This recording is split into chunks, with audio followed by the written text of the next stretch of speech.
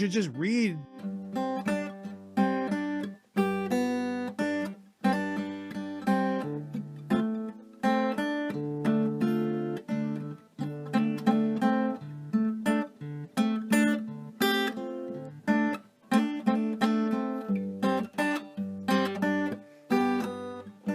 Maybe we should just read.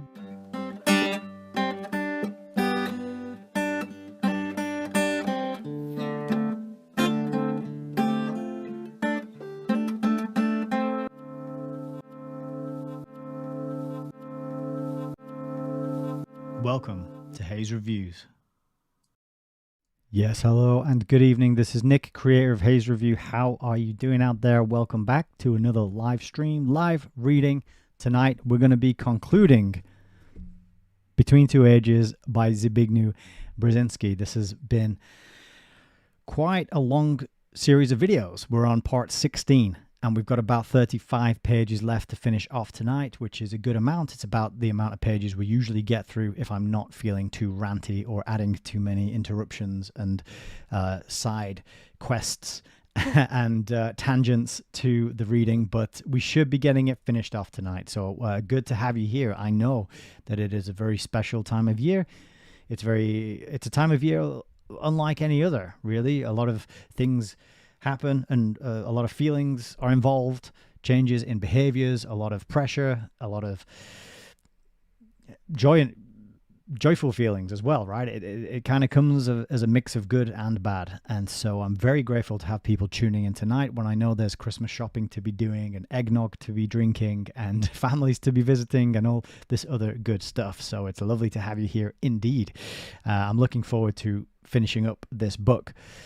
I was looking back to what we've done so far on the channel this year, another year. This is about 2 years old now. I've had the channel, and that's really been an excellent experience, and I've been enjoying it. And I've learned a lot, and I hope that people out there have seen improvements and things getting refined and the gradual sort of progress that you can make when you commit to something and you show up and you do it to the best of your ability and you keep doing that week in, week out. We are on 1.99 thousand subscribers on YouTube. It's so close to 2,000. So if you're willing and able, it would be lovely to have a share, a like, a comment, and to subscribe if you're not subscribed already. Get the word out there. I would love to hit 2,000 for Christmas because, you know, you got to make that number go up. I've talked about it before. Life is all about making the number go up. Except your age. You would like that to stop somewhere around, I don't know. It's different for different people, right? But at some point, you look at your life and you think, okay, I want my age to stop here. But maybe you don't, because maybe that means you're dead. So maybe you want the age to keep going up as long as you can. But I think most people would not want to live forever by the same token. So that's a bit of an exception to the rule. But in a lot of other cases, make number go up is a good thing. And YouTube subscribers is one of those. I don't even mind the number of subscribers to the channel. It's just when it's 1.99, it's so tantalizingly close to a nice round even 2,000, 2K, that I would like it to just tip over, and that would be lovely. It's more of a perfectionism thing than anything. It's more like when you see a picture frame hanging on the wall and it's a bit crooked and it bugs you and you want to get up and go there and just straighten it and get it nice and flush with the door that it's hanging next to or whatever, you know, the other angles and lines in the room. And I know this feeling very well because I experience it. Certainly, I am a perfectionist in some ways and I'm kind of a lazy slob in others. I'm a bit of a contradiction, a walking contradiction like we all are. But it would be nice to see that number tick over for the new year as we head into 2026, as we continue to embark upon this learning journey, diving into these books, getting them on the record, providing resources that future peoples can look back on and benefit from. We're living through crazy times. We're living through big changes, all of them planned. We can't even imagine the types of things that are going to come at us next year and the years beyond that. We're trained to not think that far ahead, because if we did think that far ahead, we might look at the direction of where things are headed. We might look at the people who are planning these agendas. We might look into the history to understand where the plans started, where they were hatched, who had books written about the plans, for example. But we're kind of trained to not look at that time frame in tens, certainly not in centuries, certainly not in millennia. And we're sort of more trained to think short term, to think in maybe a yearly cycle. This is why Christmas is so loaded, because it's supposed to be the climax of the year, the happy festivity. It's supposed to be the time that everyone's looking forward to, that brings everyone happiness and joy, and some time off work and an opportunity to give and receive gifts. But it's also kind of co-opted and taken over and overhyped as well. And so many things have been added to it which distract from what you might call the main message, the true message, the original message, for example. So we live in this yearly cycle, and we're sort of trained to do that. We're trained to live in weekly cycles, right? You live for the weekend, monthly cycles because you get paid on a monthly basis, and then yearly cycles because you get your birthday and your holiday in the summer, and then you look forward to Christmas, and that's where we're at now, and the ticking over. The beginning of the next journey around the sun. And so, but not much further than that. Not many people are thinking, oh, I'm really looking forward to 2035 or I'm thinking out to 2040. What's my life going to be like then, and working towards that. We're just trying not to do it. And so what I think is worth reflecting on, there's many things worth reflecting on this time of year, but it's where's our life going? Where's it been? What have we been doing? What bad habits have been getting the better of us?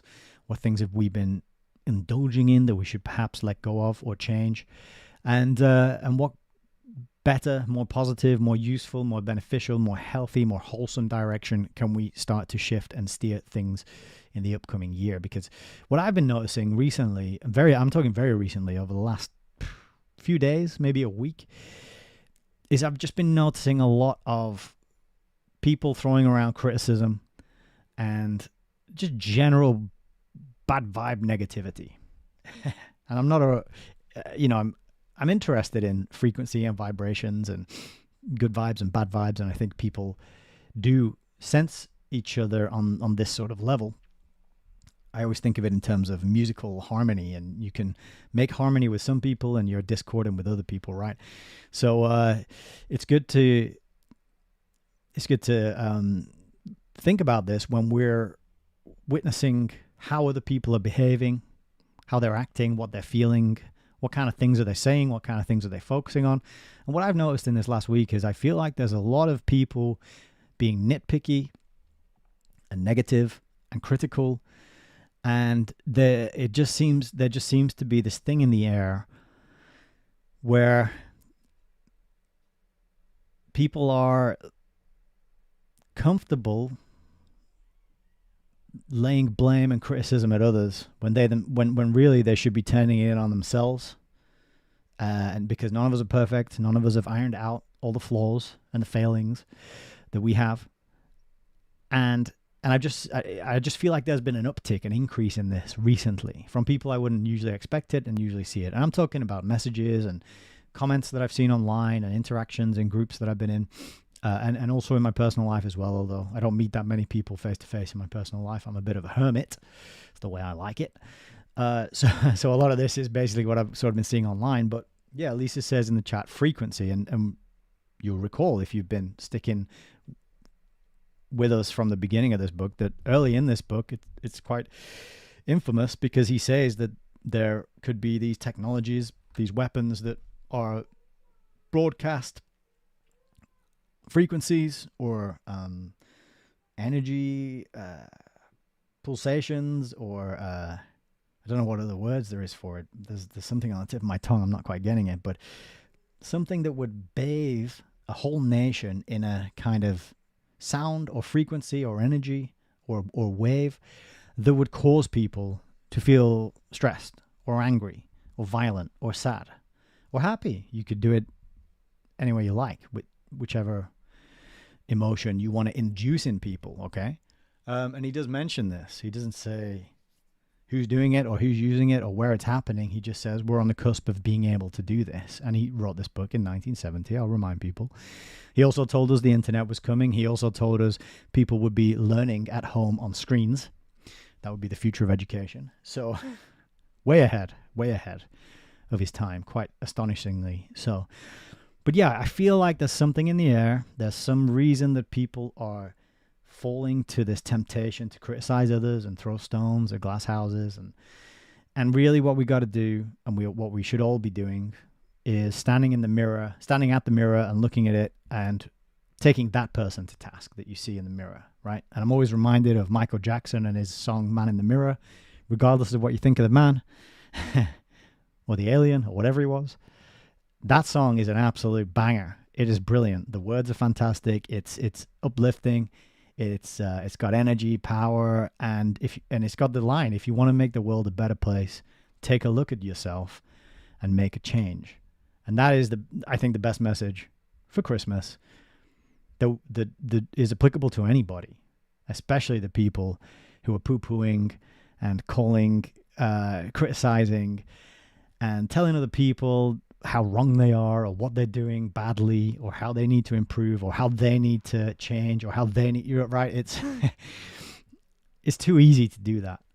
It's too easy to do that. And it really doesn't achieve much because not many people respond very well to criticism. Not many people respond very well to pessimism and negativity and always being harsh. And especially if you yourself are not visible out there doing something positive and uplifting and doing something better than whatever the target may be or whoever the target may be of your criticism and your negativity, right?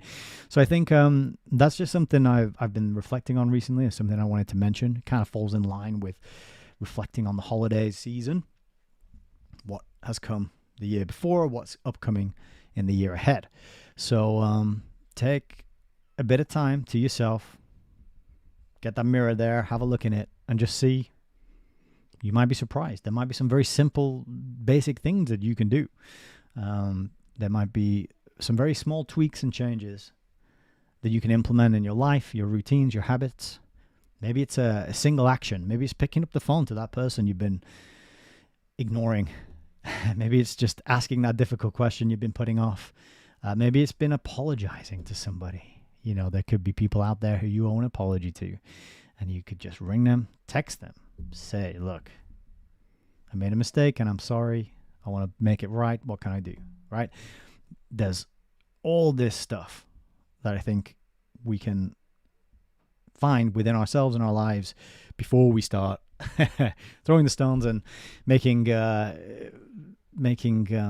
mountains out of molehills for what we observe and assume and interpret and think about other people online. So that's just a little opening message. I want to shout out the people who are tuning in tonight in the chat. We've got Frank, Tammy, Dars, Turbs, Lisa, Melissa's here, and Heidi as well. Good evening to you all. Happy Friday. I hope you've had a fantastic week. I hope you are heading into the weekend with something like optimism and good cheer and a feeling of happiness. Because those of us who do this kind of work, read these kinds of books, pay attention to these sorts of agendas, it can be all-consuming. It can really take us to a dark place. It can really make us feel defeated and hopeless. It can make us feel like, what's the point? It can make us feel like there's no hope. But there is. There's a lot of hope. And it all comes back to Michael Jackson's message of working on ourselves. Because you can't change your neighbor, you can't change your spouse, your children. You have limited impact on the people around you. You have even less impact on the systems and the agendas that you are living through. But yourself, well, you have all the impact on that. You are fully in control. You have so much potential latent inside you, no matter what age you are, no matter what bad decisions you've made in the past, no matter what you think about where you're at and how you can or can't change, how much time you've got left, right? You've still got plenty of potential. and you can go out every day and do good things and help people and have a positive impact in the world. And that's true for everybody. It really is. And that's a message that you could spread to somebody who needs to hear it this year, because this time of year can be tough for people. It's going to be tough for me and my family this year because we lost the matriarch of the family and the eldest relative, the one who started it for many of us, right? We lost her this year. She died and she went on to the next place, whatever that may be, form, whatever that may be. And so it's the first Christmas without her, and it's going to be very strange. It's going to be very unusual. We have got a totally new thing coming up. And usually Christmas is familiar. The music's the same. We get some presents. We have the same treats and meals and routines and behaviors. And suddenly you might find yourself going into a very unfamiliar situation that is totally alien. And it's a weird clash because it's a time of year where things should be great, should be celebratory, should be familiar, should be relaxing. But it's also going to be very unfamiliar, very scary, very weird. And we're not quite sure what emotions and feelings are going to come up. So it's a difficult time of year, bear that in mind. And the message you can spread to people who you may suspect of having difficulties around this time of year, you can tell them, look, you are valuable. You have worth, inherent worth inside you because you exist and you're a human being. You have impact. You have a voice. You have a body. You can move it around. You can talk to other people. You can learn. You can speak, read, write, hopefully, sing, and you can change your behaviors right now and start working towards something better, more wholesome, more healthy, and more productive if you choose to do so, because you have free will and you do have the ability to say, I'm not doing that anymore. That thing that the behavior that I've been clinging on to that doesn't seem to be serving me and might actually be causing harm to myself and others, I'm going to let go of that. I don't need it. I don't need it in my life.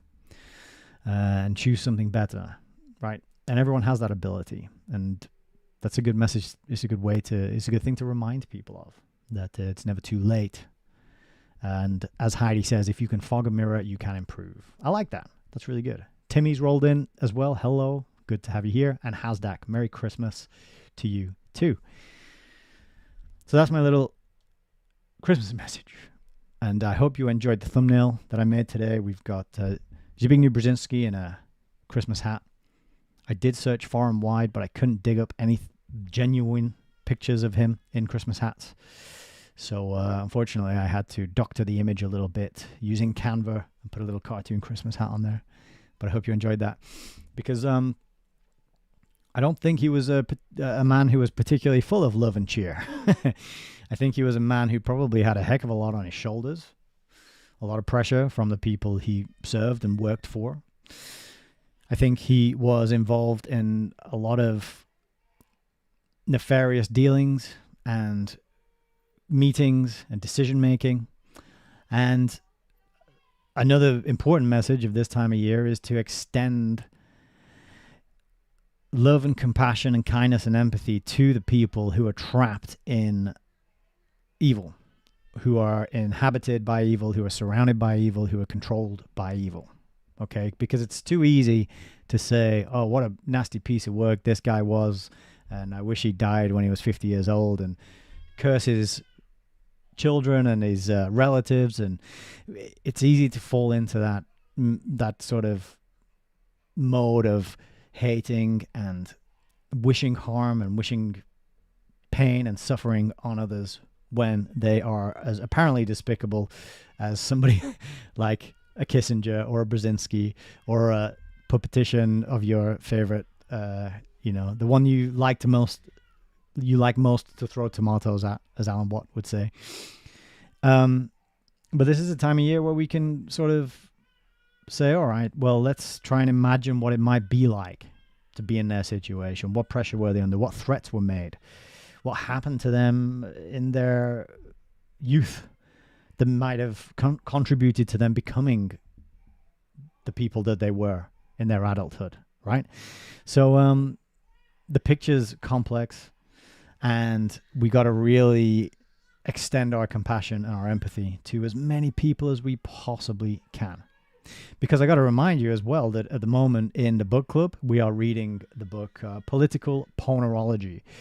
And this is a scientific study of the origins of evil and the areas that he's been talking about in the book, which is Andrew Łobaczewski, who wrote this book in Poland as it was underneath the control of communists. And yes, Timmy, you can have a shout out. I think I already said Timmy. I said hello to you. But yeah, you get another shout out because you asked for a shout out. There you go. Andrew Łobaczewski, he wrote the book Political Ponerology. I'm going to get it here to show you because it's got a good front cover with all these tasty little pills on there. But this book, Political Ponerology, this is a 2022 reissue, massively updated and expanded with some enormous footnotes, right? You can see that all that tiny text there at the bottom is footnotes. So it's like the book's probably twice as long. If you added all these footnotes into the text in the normal text size, the book would probably end up being twice as big as this. But what he talks about in there when he's going into the origins of evil, psychopathy, and totalitarianism is that it often comes from things that happen to people in childhood. Children being born into a family of people who have brain damage, and then the results of that brain damage rubbing off on the children and turning them into psychopathic people as well, right? It could come from trauma. It can come from drug use. There's even a bit in here, and I'm not making this up, that talks about the effects of sugar and how that leads to some of these kinds of what he calls them characteropathies, right? These psychological deviations from the norm, whatever that is, that make people scared, that make people selfish, self-centered, that make people ready to screw other people over, lie, manipulate, cheat.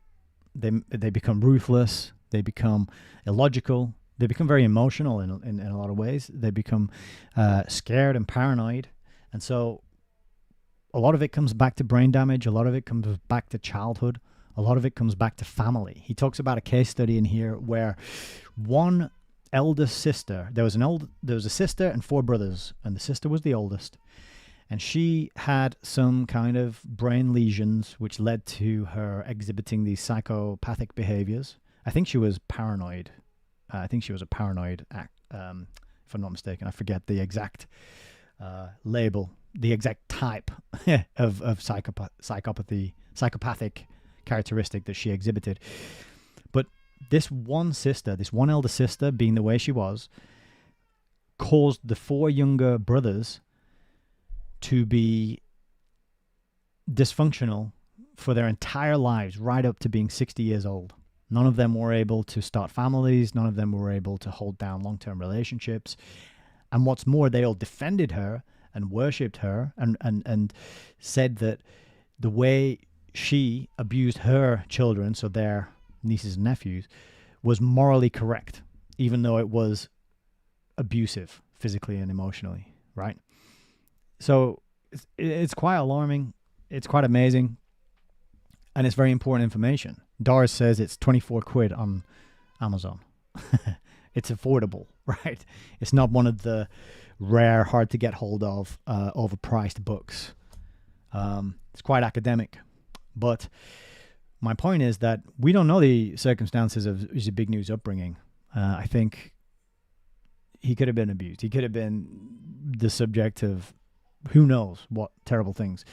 And then he goes on to work his way to the top in academia, in politics, to become the founding father of the Trilateral Commission, along with David Rockefeller, and on and on and on, all the other things he was involved in, all the other things he did. It's very easy to say, screw that guy, he's an evil guy, I hate him, I hope he's rotting in hell and burning in a vat of, molten excrement or whatever it is that happens to people in hell. But what does that do to you? What does harboring that sort of hate and malevolent intent and desire for others to suffer. What does that actually do to you in here? Because if you dehumanize others by wishing suffering and harm upon them, then you're really dehumanizing yourself because you're a human. So I wouldn't advise it. So it's a good time of year to also practice extending compassion and kindness and well-wishing to those who are carrying out these horrible agendas and that are really doing despicable things to the rest of us. I think sometimes for those of us who pray, it's a good practice to try and bear these evil psychopaths in mind in our prayers. I forget to do it. I'm always focusing on like myself, my family, close people around me, my son. But it is higher, more advanced, and more human and more humane. We're not being treated with any respect. We're not having our dignity honored. We're not having our natural rights protected, right? We're being debased and dehumanized by everywhere we look. But we can't fight that with the same energy, right, that they're putting out. You can't fight fire with fire. So we need to open our hearts. We need to extend and improve our own capacities for compassion, for kindness, for love, for generosity, for decency, for charity, for honor, for honesty. Pick one of these and just make that your focus for 2026. I'm going to be more honest in 2026, for example. All right. And I know I said I was done with my Christmas message, but I just extended it there because I was thinking about Zbig and I thought, goodness me, man, what things were you involved in when you're putting sigils, demonic sigils like that on the front cover? And there's literally, if you look closely, I didn't really notice this the other day, there's literally these little triangles with these little circles and a dot in them, which are like, these little circles are like eyes and these triangles are like pyramids. That one down there, that's kind of like a reptilian eye with the line pupil eye and a pyramid, like you see on various occult symbols and symbolism. There's another one, triangle eye. So there's 1, 2, 3 pyramids with eyes in this one sigil alone. So this guy was in it deep. He needs some of our prayers. Well, he's dead now, so maybe he does. Maybe, I don't know where he's ended up. Probably nowhere good. So maybe he does need our prayers. But yes, that's my Christmas message, and I hope you enjoyed that. We're going to be getting on tonight. We've got a new section to start in this book. It's called International Prospects. It's the final section in the final part of the book, which is part 5, and it's all about America in the future. And it's been a very good book indeed. Oh, America and the World. Apologies. That was the final part. America and the World. So we've got coming up International Prospects, the Revolutionary Process, USA, USSR, Policy Implications. Then we got a Community of the Developed Nations. Sounds good. Western Europe and Japan. Structure and Focus, the Communist States, Risks and Advantages. And then we're done. Then we're done with it. And then we're going to be taking a break. So it's good to have you here indeed. And if at any point tonight you're feeling like you would like to support Hayes Reviews, I would appreciate it very much. You can go on over to allmylinks.com/Hayes Reviews and find ways to support there. You can shoot me an email. You can sign up to Continuity of Control, the email series, which is packed full of quotes describing continuity of control, starting with H.G. Wells, going all the way up to David Rockefeller. It didn't start with H.G. Wells, but that's just the part of the continuity that I've decided to capture in my email chain. That's free, and you get download at the end of all the quotes and pictures of the pages in the books where those quotes are from, just to prove that they're real and I'm not making things up. So you can sign up for that. You can join the book club. There's 3 tiers, different prices, depending on what you're able to support. You can make a one-off donation. Very much appreciated indeed, because I got a lot of books to read. And the more support I get, the longer I can do this, and the more of these interesting books I can bring to you, and the more I can improve my own knowledge of these subjects in order so that I can explain them better, so I can help others understand these sorts of things.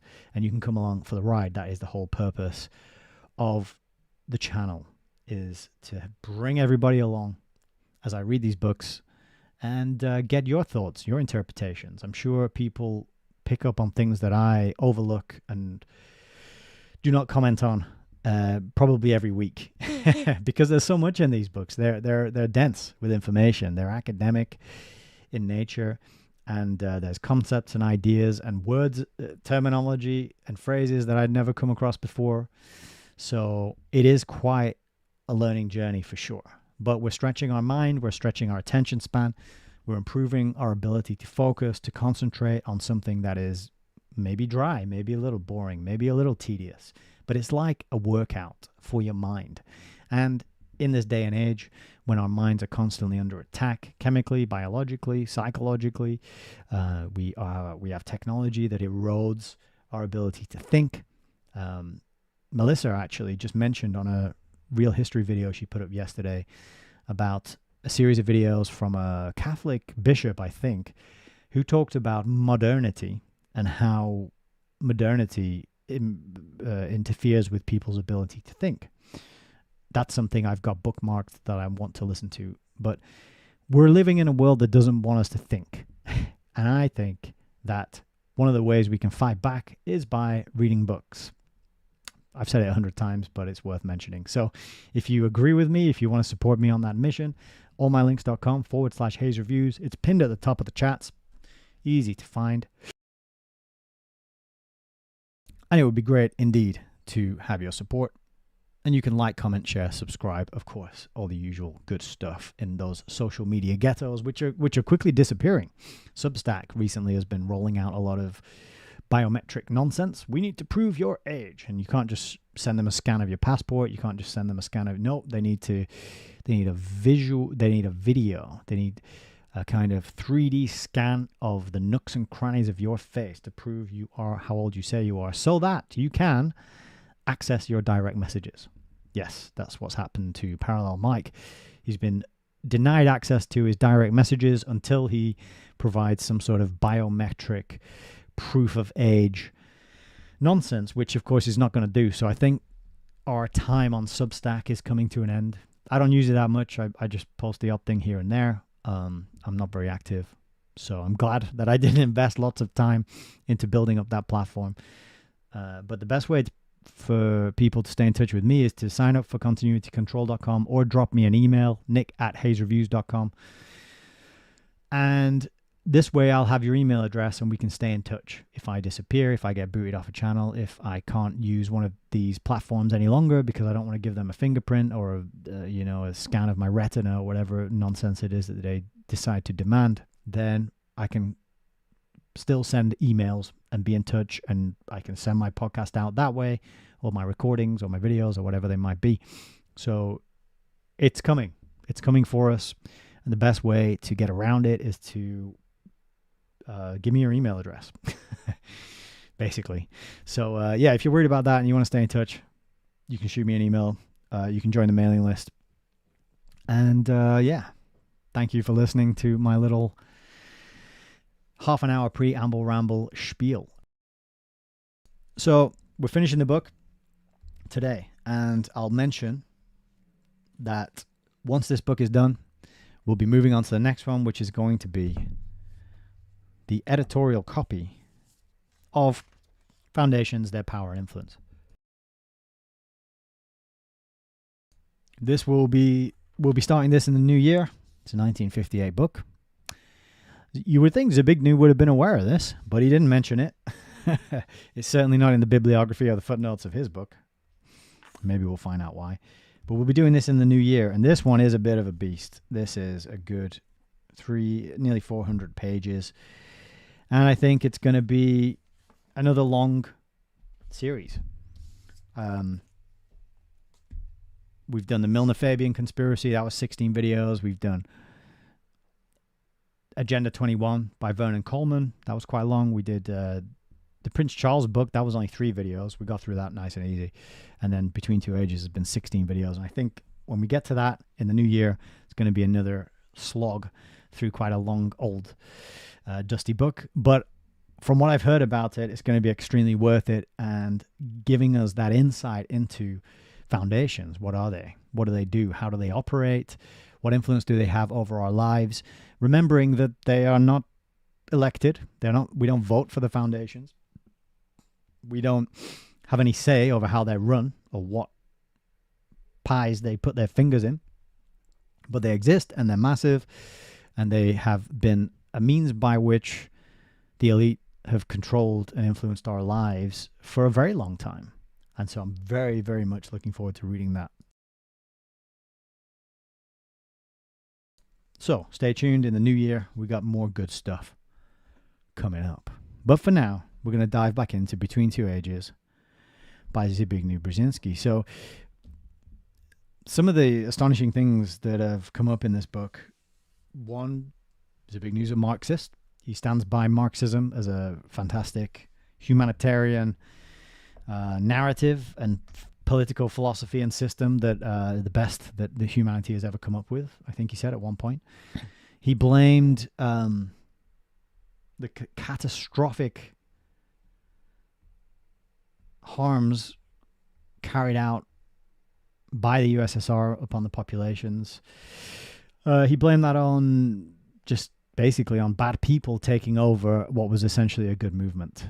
He didn't blame it on Marxism. He didn't lay any blame at the feet of Marxism at all for that stuff. In fact, he just said, oh, well, you know, these bad people took a hold of it. They got in charge. And once they took over the movement, then that's when the bad things happened. But Marxism's essentially good, and we shouldn't throw the baby out with the bathwater. Earlier in the book, he did talk about the era that we were heading into. So, of course, the book's subtitle is The Technotronic Era. And what he means by technotronic, he just means post-industrial. This is a time where we will not be working in factories. We will not be producing goods. We here in the Western, rich, developed nations, northern nations, we will not be producing goods to export to other places in the world, to have a healthy import-export economy. Nope, because all of that is not for us to do anymore. Instead, we will be focusing on tech, data, information, gadgets and gizmos and all this sort of thing. So he preempted really the era that we're living in now, where it's service economies and the jobs are all kind of meaningless, pixel pushing, keyboard slapping, spreadsheet shuffling types of digital bureaucratic roles. Of course, it's not all that, but a lot of it is that. And it's overwhelmingly where a lot of the money is as well, to just be sitting at a keyboard all day, slapping it and moving things around and joining your various video calls and having meetings after meetings and meetings about meetings and meetings to sort out the meetings, to describe the meetings about the meetings that we've got to have. It seems to be the way it is. So he told us that was coming, that it would be that way. And he mentioned that one aspect of this era we were heading into was there's going to be more control over the human individual and more of a change to what was previously held sacrosanct about the human individual. So he had a section early on in the book where he said things that used to be totally precious about the human are not going to be that way any longer. And this is really like a foreshadowing of Yuval Noah Harari's type of rhetoric, where he tells us that we're hackable animals and the era of free will is over, and it's computer games and drugs for the useless masses who have no purpose in the eyes of the elite anymore. So he was kind of telling us that sort of thing way earlier, back in 1970 when he published it. And then he gave us this sort of very cold appraisal of the communist system.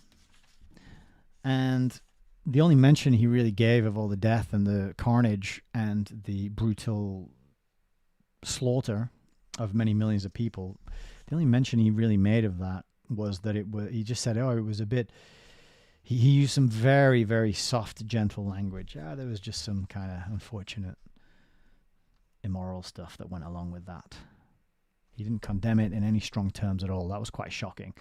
And instead, he talked about the system, and he compared it to the West system, and he analyzed it in terms of how many TVs were being produced and how many phones were being produced and what was the GDP and how much money was going here and how many, right, in a very just detached, clinical, dare I say it, psychopathic way. So that was quite shocking to read. I think this is a real good insight into how these very high-level psychopaths view the world, because they're looking at the systems and they're like, right, how can we get more control? How can we get more out of the people, the human herd that we're managing here? How can we tweak and update and refine the systems? What do we need to do? What do we need to tell them? What kind of hero do we need to provide? What kind of puppetition do we need to roll out? This is an insight into the mind of a master strategist, in my opinion. And I think that really comes through.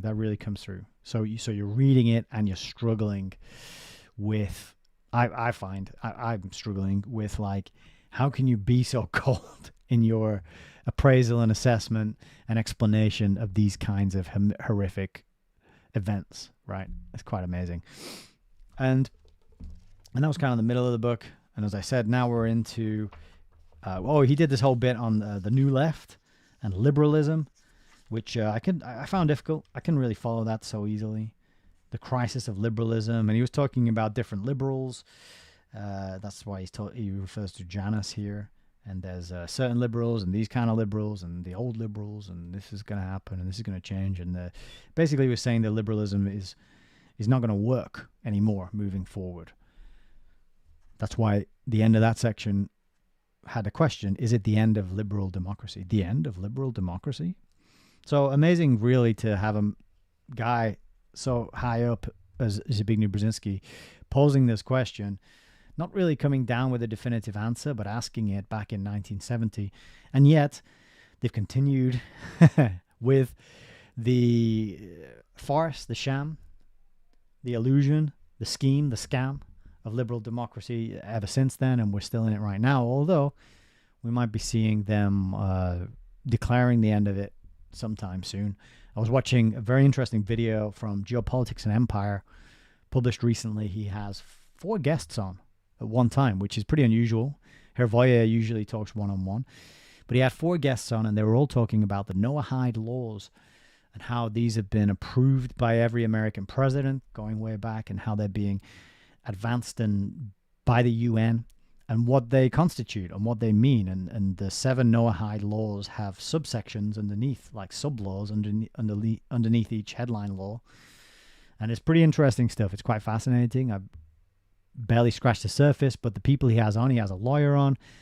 He has a Jewish woman, a Reformed Jew, and a man and a woman who worked together, who I think were Jewish and became Christian, or they're still Christian. I'm not sure exactly. I forget their background, but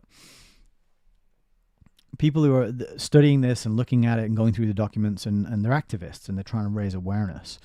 And one of them has a book about how the legal system has been totally sort of taken over and infected with ideology and is being weaponized and used against the world's people now. It's a really interesting podcast. So I started listening to that, and I think that it aligns very nicely with how we're going to be seeing the end, the visible, open end of all of the systems that we are familiar with and that we're told are the best that we could ever come up with, right? And I think it's crisis, it's change, it's struggle, it's strife, it's economic pain and suffering, because you got to bring the pain so that people will call for and accept the solution that you have planned. Because if you just tell everyone, hey, let's roll you onto this tokenized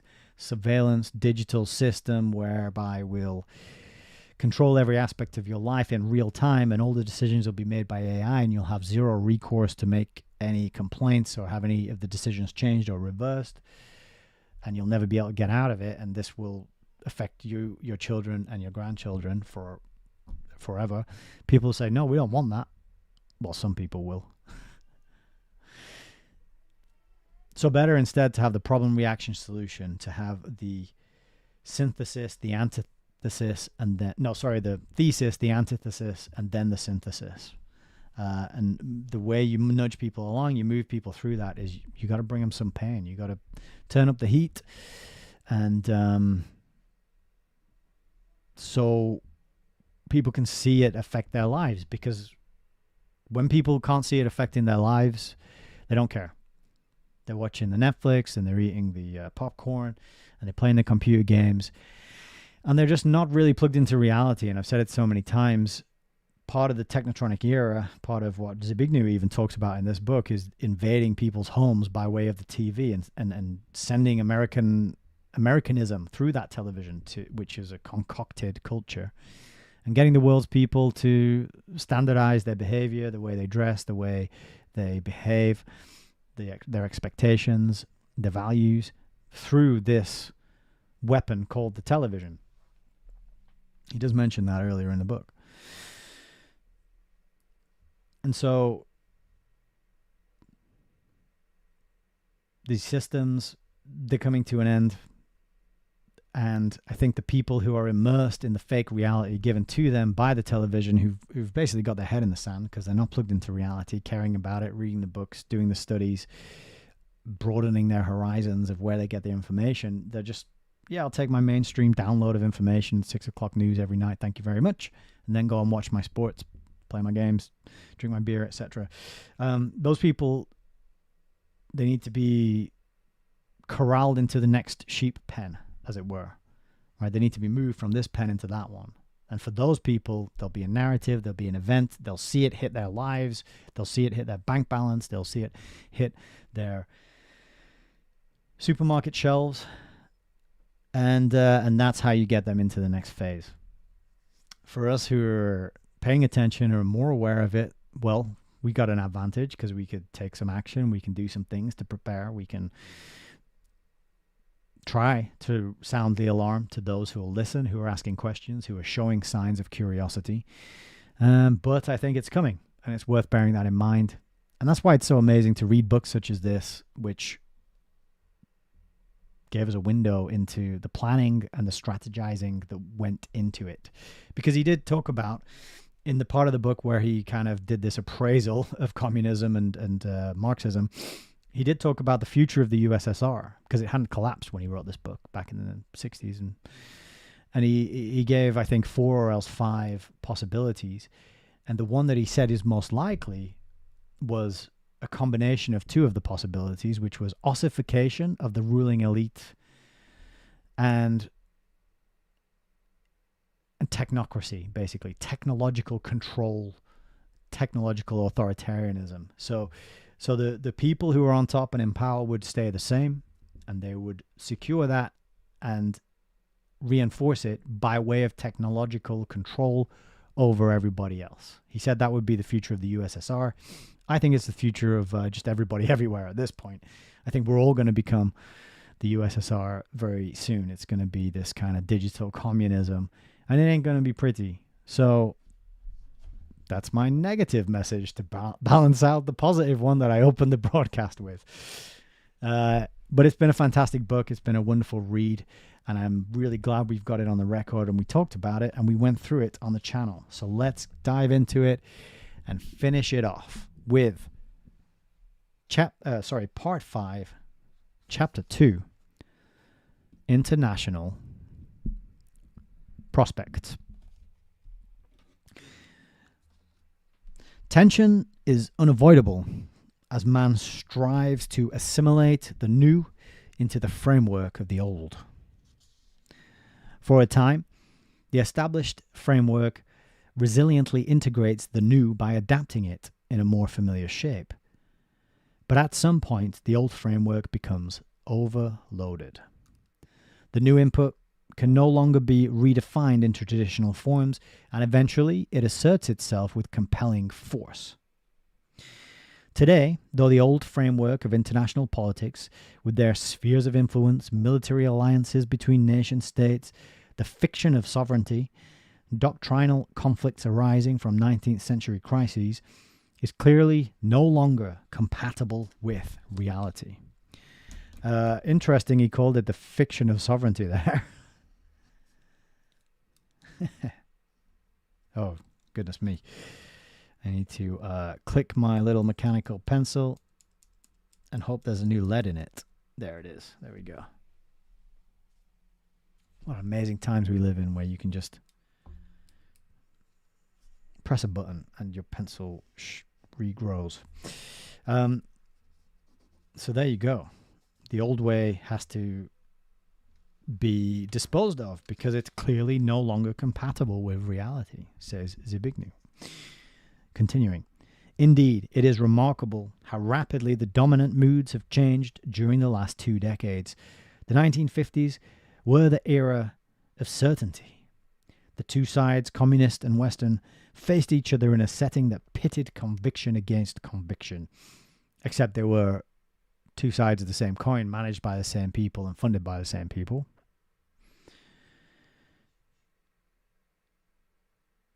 Stalinist Manichaeans confronted Dulles' missionaries.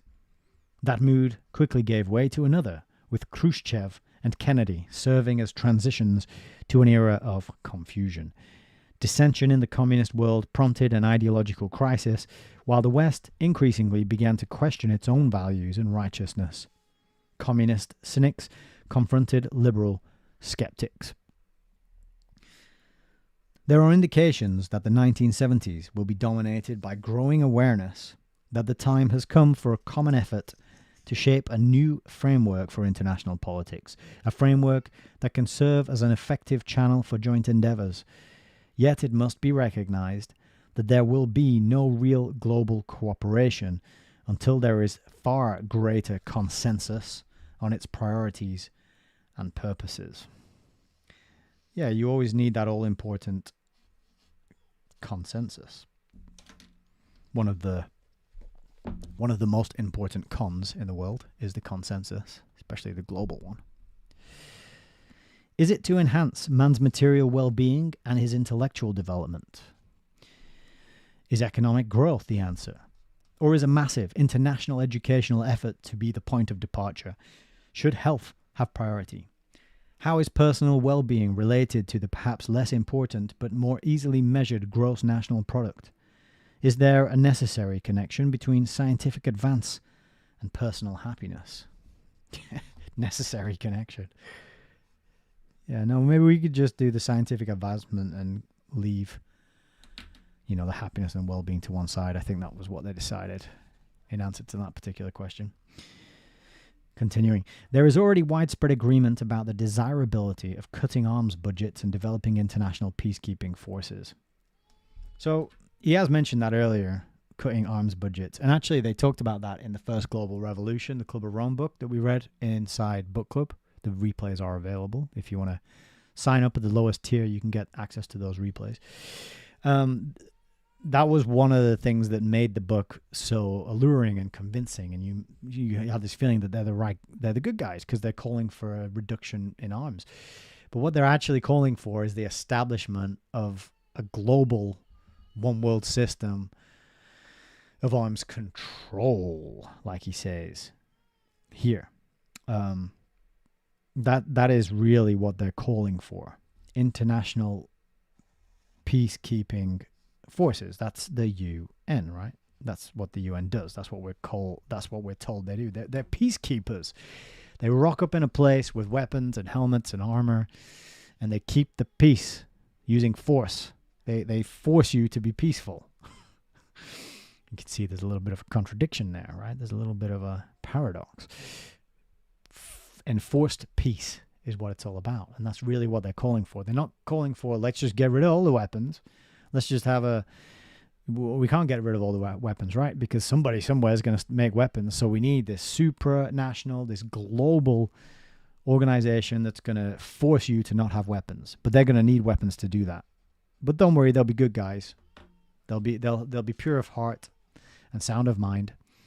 And don't read the book The Fearful Master by G. Edward Griffin, which explains how they are not at all. They're actually psychopathic thugs. Okay, just don't look at that. So yeah, that's what he's calling for. They're international peacekeeping forces, the UN. Continuing, there is also a more self-conscious awareness of man's inherent aggressiveness and of the need to control it. So again, they always talk about man's inherent aggressiveness, right? It's just a problem in man. And when he says the need to control it, who is it that's going to control it? Is it man? Is man going to control his own aggressiveness? Are all men aggressive? They do this broad brushing of the problem where they paint all of humanity as the problem, right? The common enemy of man is man, right? If humanity is man, that's the first global revolution by the Club of Rome. That's what they tell you. So man is just too aggressive. We need to train this out of them, men. We need to make you more domesticated. We need to feminize you a little bit. We need to mess with your hormones, a little bit of bisphenol here, a little bit of estrogen mimicking soya over there. And we'll just make you less aggressive, less willing to fight and defend, more likely to roll over. You got your beer belly, you got your plastic-lined cans of beer, contributing not only to the beer belly, but also to the weakening of the lowering of your testosterone, the weakening of your muscles, and the messed up functioning of your hormones. And so when he says man's aggressiveness needs to be controlled, he's telling you that was going to be done. Continuing, totally destructive weapons make the effects of conflict incalculable and thus reduce the likelihood of a major war. Here again, an emerging global consciousness is forcing the abandonment of preoccupations with national supremacy and accentuating global interdependence. Okay. That's your global consciousness, leading us all to the one world system, the one world government. In the United States, this growing international awareness has some, because he phrases it like global consciousness. It sounds good, doesn't it? I want to be part of the global consciousness. Doesn't that sound nice, warm, fuzzy? What it actually means is the standardizing of everyone through propaganda techniques and mind control and conditioning and behavioral conditioning, and the design of the systems and the structures and the environments that we live in, the pushing of people, the luring of people to cities where they can be more easily controlled, more easily manipulated, more easily standardized, right? That's really what it's talking about. But they use the term global consciousness because, I'm just tapping into the global consciousness. There's a shift. People are awakening. There's a global awakening happening, everybody. People are waking up en masse. It's manufactured, right? It's done on purpose. Back to the text. In the United States, this growing international awareness has sometimes taken the form of greater sensitivity to the influence of the, quote, military-industrial complex, and it has effectively obstructed the unlimited development of biological chemical weaponry and its use in combat. Has it? Or did that stuff just get put behind Official Secrets Act, funded by a black budget, all this money that goes missing from the Pentagon right before they blow up the Twin Towers, for example? Yeah, I'm sure it's effectively obstructed the development of the biological chemical weaponry. Hang on a sec, I got a book to recommend on this topic.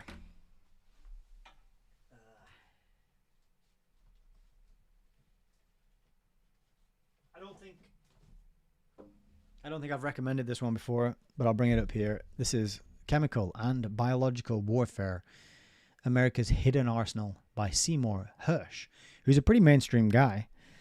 But this book in particular caught my eye. I haven't got a lot. I've got a few of his, but this is one of the first ones he ever did, right? This is 1968. And this one is not cheap anymore, and there's not that many copies out there. He's talking about Vietnam, the making of a science, America First, CBW policy, the history of chemical and biological warfare, the secret bases, chapter 5, and the problems of disarmament, chapter 11. So that's one that I really want to get into and read at some point, because right after I grabbed my copy, I do keep an eye on it and check from time to time, and the price for that one seemed to go up quite quickly. But yeah, chemical and biological warfare from a mainstream, well-known journalists such as Seymour Hersh. Can't go wrong with that. So I don't know about this claim that Brzezinski's making here, that the development of these kinds of weapons was effectively obstructed. Was it? Anyway, continuing. It has also stimulated pressures for a re-examination of defense requirements, while in other advanced countries, particularly in Japan and Western Europe, it has prompted strong pacifist movements. So then again, he's focusing on Western Europe and Japan, because of course it was Western Europe and Japan and the US and the standardizing of their systems and the bringing together of their close cooperation, the relationships between those three areas. That was the purpose of creating the Trilateral Commission, right? That's the tri and trilateral. It's America, Europe, and Japan. So it's interesting here. You can see the sort of seeds of his thinking and his perspective, which led to that creation of that particular organization, that group, which is still existing to the present day. Nonetheless, continuing, a realistic assessment compels the conclusion that there will be no global security arrangement in the foreseeable future. The most that can be expected and effectively sought is a widening of arms control treaties, some unilateral restraints on defense spending, and some expansion in UN peacekeeping machinery. The conflicts between nations are still very real. Readings of world change still differ sharply, and national aspirations remain divergent. Moreover, unlike the situation in Japan, Western Europe and the United States, neither in the Soviet Union nor in China is there any public discussion of weapons development and defense spending. Secrecy and censorship impose restraints on views that diverge from the official position, and thus limit the influence of a growing global consciousness on policy choices open to the leaders of these states. Excuse me a sec. It's got a tickly cough. The picture is somewhat more ambiguous in the fields of economic and educational scientific development. All major countries now accept the principle that they ought to aid the less developed countries. So again, this is quite... When you say that, who are you talking about? Everybody in that country? Has everybody in the country been consulted about this and unanimously agreed to a man and a woman that, it's such a broad, sweeping generalization to say all countries think ... and all countries agree ... No, what he's talking about is the people who've been put in charge there, the people who are placed there to maintain this facade of democracy and democratic the will of the people, representation of the will of the people, right? They're the people who have agreed that this is the case. But of course, these people are in line with the people who create the IMF and create the World Bank and create that global system of usury and debt-based money banking, which causes all these countries to be the lesser, the weaker, developed, poorer countries to be completely hollowed out and ripped off by the more advanced and richer ones, because that's the purpose and the function of the IMF and its loans and its agreements. It's always to enable and facilitate the richer countries, the more developed countries, to get their hands on the resources that are in these poorer countries, right? That's how it works.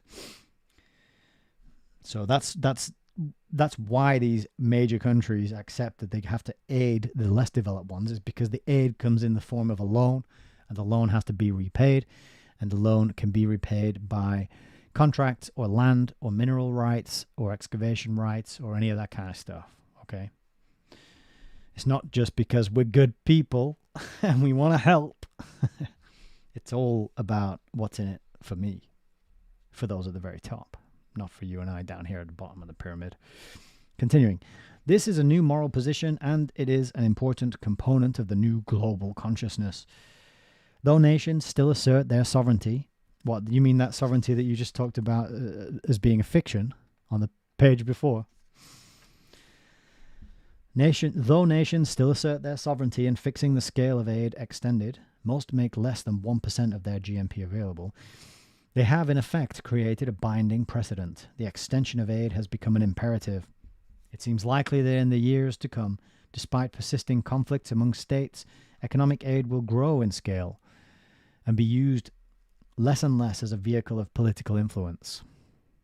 At the same time, however, short of a very major crisis, it seems unlikely that aid will be forthcoming in amounts sufficient to offset the threatening prospects discussed in Part 1.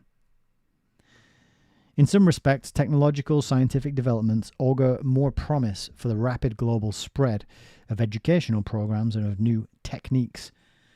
Television satellites are already making regional educational programs possible, as in Central America.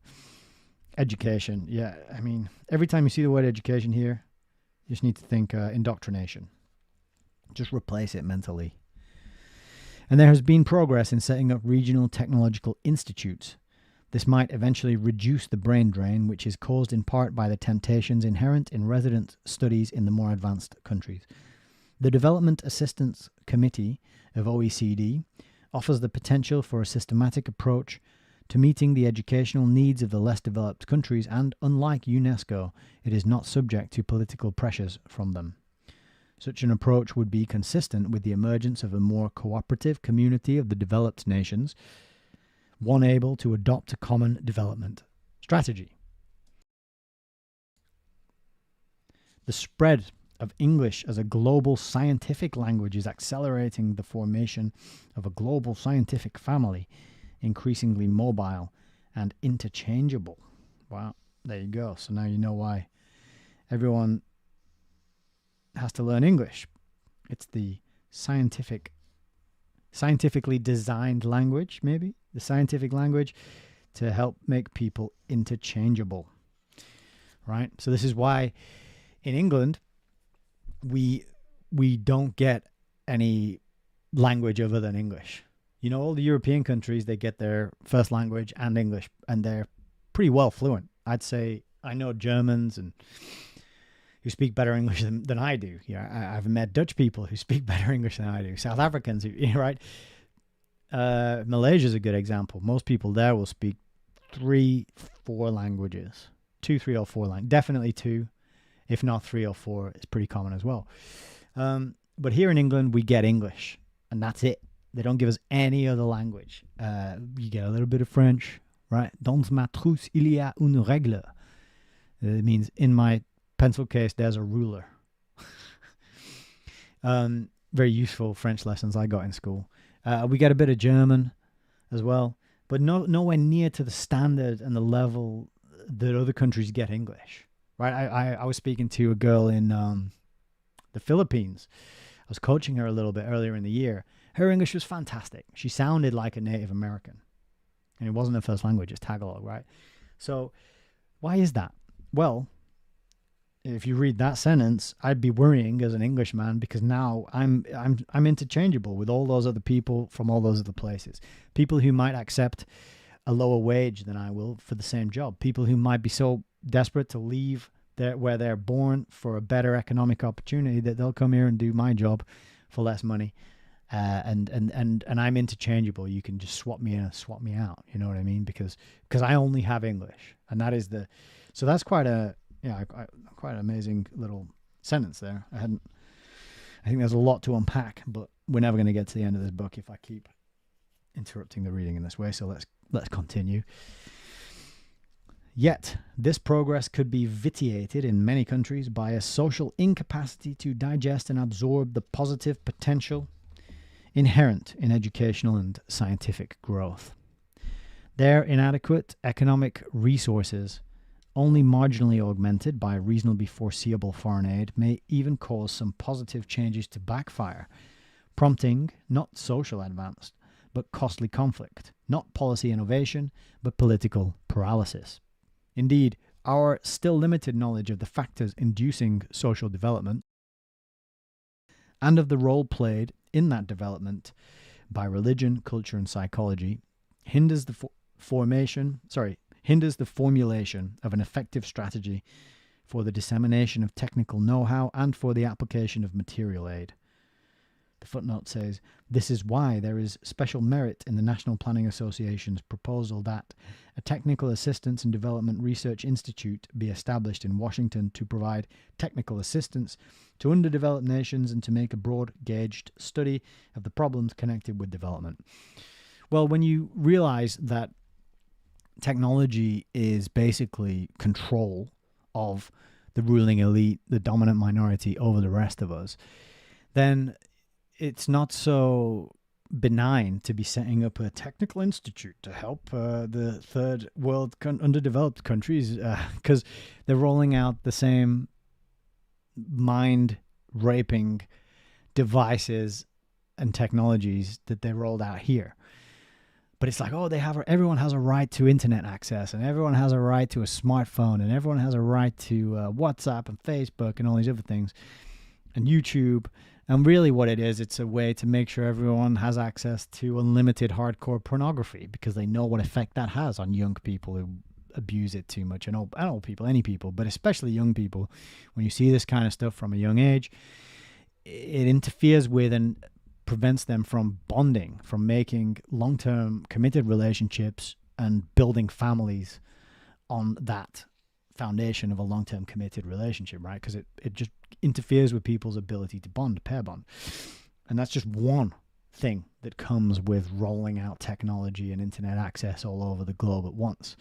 So, not to mention the data gathering and harvesting. You got to read Surveillance Valley by Yasha Levine to understand that the whole internet is a counterinsurgency effort.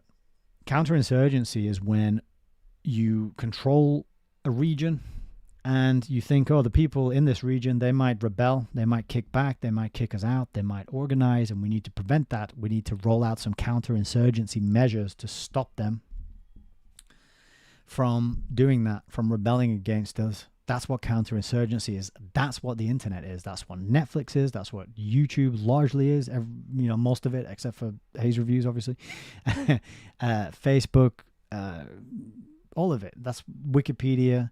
It's there as a counterinsurgency tool because look at how docile people are. Look at how distracted they are. They are just totally, constantly. They're not even on the battlefield. They're not even aware that there's a battle going on for their humanity and their mind and their very future. Not only their future, but their children's and grandchildren's future. Right? They're unaware. Because they got these little glowing rectangles and they're tapping and getting a like and a share and that's funny and a cat video and, all day long. And it's everywhere. And it is so alarmingly scary just how addicted people are to these little glowing rectangles. That shows you right there that it's been almost damn near perfected. People can't put them down. People can't turn them off. People panic, people stress, people lose their marbles if they leave them at home or leave it in a taxi or, it breaks and they drop it down the toilet or something like that. So that's the reason behind this technology. That's why it's rolled out. That's why we get it. And we pay for it, of course. People queue up and camp outside and they pay hundreds, if not thousands of pounds and dollars and euros for the latest gadget. And all the gadget has versus the previous version is more improved surveillance ability on you. Right? There's just more cameras and more ways to gather data from you, more ways to destroy your mind, more ways to distract you, more ways to make you totally hooked and addicted to using this glowing rectangle. And you pay for that. We pay for that. It's amazing. It's just staggering, the job that they've done to us. You know, it's amazing. It just is. So this thing about like, oh, you know, these Western countries really need to help these underdeveloped countries to access technology. It's like, it's not benign. It's not a good thing. It's not charity. In this setting, continuing, which combines rudiments of order and elements of chaos, two general prospects, both more immediately relevant to United States foreign policy, seem probable. First, the Third World, though it will obviously continue to experience turbulent changes, is not very likely to be swept by a common revolutionary wave. Second, the Soviet Union will in the foreseeable future remain too strong externally not to be a global rival to the United States, but too weak internally to be its global partner. Interesting indeed. So part of what he's doing in this book is hiding the fact that the United States and the USSR are run by the same people. The systems are designed by the same people. And the goal was to run each system, gather the information and the data about how it works and what it does to people and how much profit it affords the dominant minority, and then to merge the two. And that is what we're going to learn about in the next book, Foundations, Their Power and Influence. All right, the next section here is the revolutionary process. The concept of an international... Sorry, no, that's right. I thought he said internal. I hallucinated the wrong word, but I actually got it right. The concept of an international revolution inspired by a common ideology had some meaning when the Industrial Revolution seemed to indicate that certain forms of social organization and of social crisis had a general application. That view combined a universal intellectual perspective with a geographically historical parochialism. It assumed, in part because information about world processes was relatively limited, that a common global framework could be postulated on the basis of the historical experience of a few Western countries. It is now increasingly evident that social conditions, as well as the way in which science and technology are socially applied, vary enormously, and that this variety includes very subtle but important nuances of cultural, religious, and historic tradition, in addition to economic and technical factors. And, when he's talking about revolution here, he says international revolution. You might think of this as a global revolution, which you might learn about the first global revolution, right? In this book here. If you've got $200 or $300 or $400 to drop on a copy. If not, you can drop $7 on a membership to my community and access the replays of me reading it. And I did a lot of ranting reading that one as well, because it's basically just propaganda. It's mostly lies, half-truths, a lot of things left out of the picture. And they say at the start of the book that it's aimed at young people. So they admit that it's aimed that they're trying to influence young people with what they say in that book. So it was a lot of fun to read that and give it a bit of a kicking, a verbal kicking. But yeah, so when he's talking about international revolution here, I'm kind of my mind is going to first global revolution, because a lot of the rhetoric in this book and that book is similar. It's all about how the Western, rich, developed northern countries have to make sacrifices and have a moral imperative to lift up the rest of the world, and this is why you get your sustainable austerity. This is why all the production goes offshore. Not because we want to benefit the poorer nations, but because they're cheaper and you can abuse the workers and you can get away with more exploitation of the people over there than you can here in the Western developed world. Right? There's too many rights and too many expectations of certain working conditions and things. So it links and it aligns and overlaps, even though they were written 21 years apart, roughly. So good to read them both in tandem.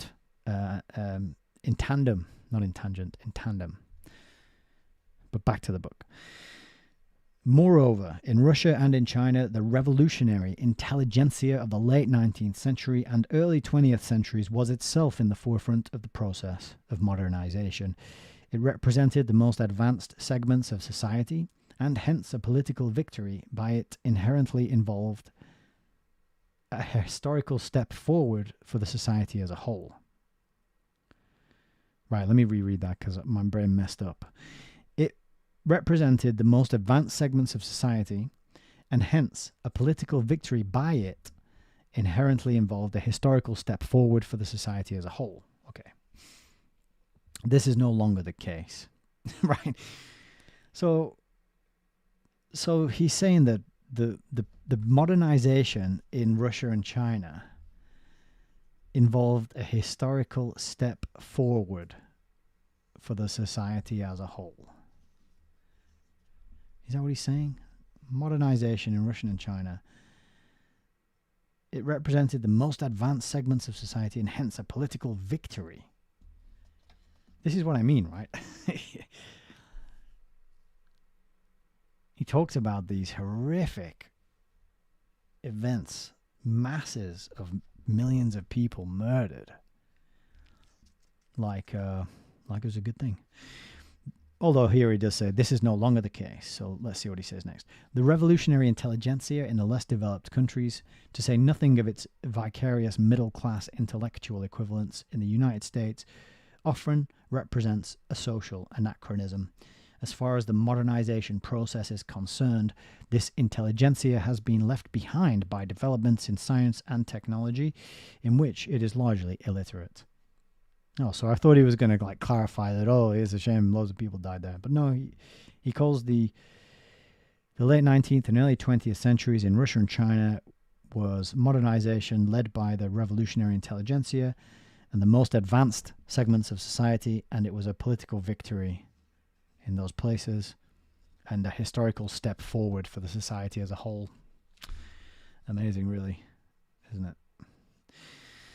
It is possible, therefore, that in some countries, perhaps even the more modern ones, these anachronistic intelligentsias may even succeed by clinging to essentially aristocratic and anti-industrial values in effectively blocking the modernization of their societies by insisting that it be postponed until after an ideological revolution has taken place.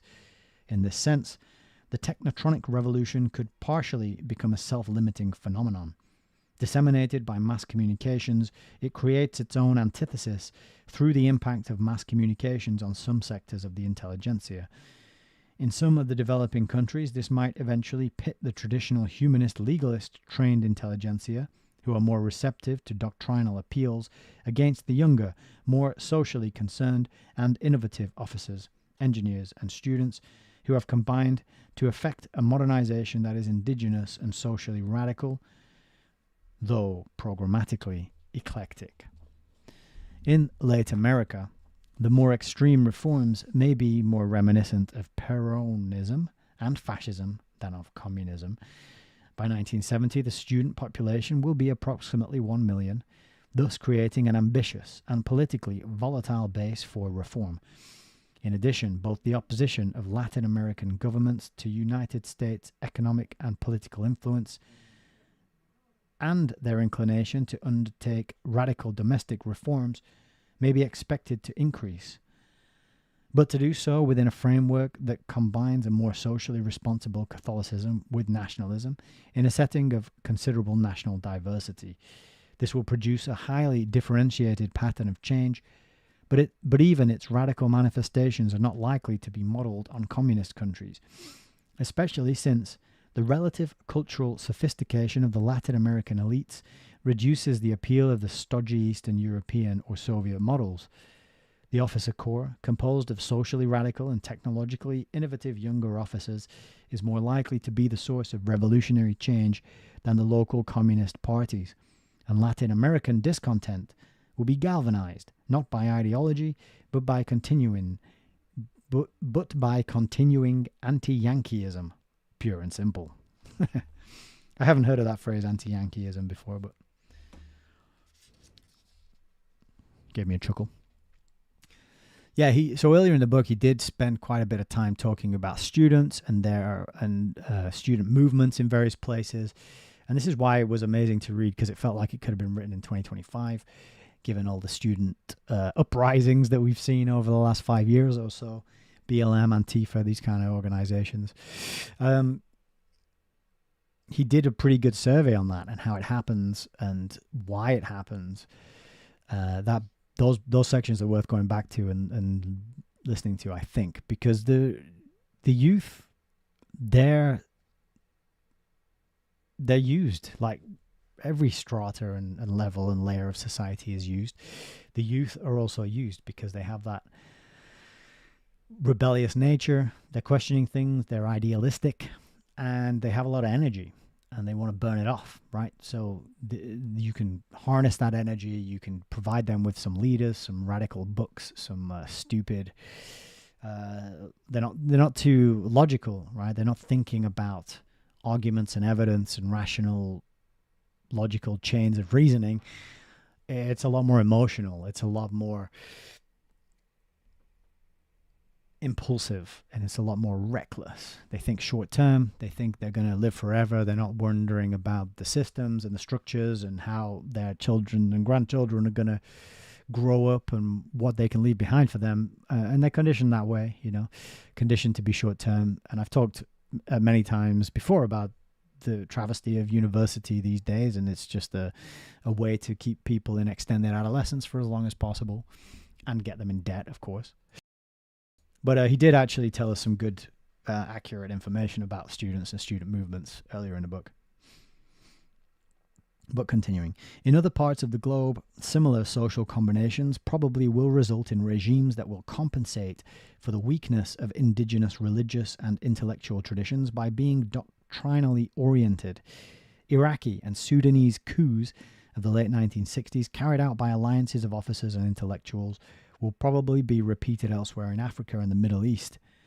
There is, however, some reason for skepticism concerning the genuineness and depth of the ideological commitment of these new regimes. Some of their ideology is shaped by extraneous factors, the question of Israel, and of the Soviet attitude. Some is merely currently fashionable rhetoric. Much of it is highly volatile and subject to drastic changes. Doubtless, these regimes will be assisted in and exploited by the Soviets and the Chinese. The latter, for example, have already made political inroads into East Africa. Even so, it will still be more a matter of tactical cooperation than of actual control and a common strategic policy. Yeah, and then this is kind of interesting because it's foreshadowing BRICS, isn't it? So what is it? Brazil, Russia, India, China, and somewhere else. I'm not sure what the S stands for. Similarly, in South and Southeast Asia, revolutionary patterns are likely to have an essentially indigenous and differentiated character. It is quite possible that the two large political units, India and Pakistan, which combine a variety of disparate economic and ethnic identities, may split up. This will be especially likely as the present elites, whose internal unity was forged by the struggle against the British, fade from the scene. The waning of the Congress Party in India has been accompanied by intensifying ethnic stresses and by the polarization of political opinions. Should the Indian Union break down, Southern Tamil separatism, probably left-wing radical in orientation, would be contested by Northern Hindu right radicalism, perhaps more religiously oriented. Each would tend to intensify the doctrinal and indigenous distinctiveness of the other. As happened earlier in China, any tendency toward communism that might result from such a confrontation would soon be culturally absorbed and perhaps overwhelmed by the weight of economic backwardness. In China, the Sino-Soviet conflict has already accelerated the inescapable Sinification of Chinese communism. That conflict shattered the revolution's universal perspective and, perhaps even more important, detached Chinese modernization from its commitment to the Soviet model. Hence, whatever happens in the short run, in years to come, Chinese development will probably increasingly share the experience of other nations in the process of modernization. This may both dilute the regime's ideological tenacity and leads to more eclectic experimentation in shaping the Chinese road to modernity. Many of the upheavals in the third world will unavoidably have a strong anti-American bias. This just stands out to me a little bit. I was listening to an Alan Watt talk recently, and he was discussing with Neil Foster on Reality Bites Radio about how America was always planned to be temporary. It was going to be, according to Alan, it was going to be the world's policeman for a certain time. It would be the place. It would be the way by which the culture of the world would be standardized through Hollywood, and as Zbigniew says in this book, invading the living rooms by way of the television. And then it would be detonated. It would be demolished, like the controlled demolition that we witnessed on the 11th of September.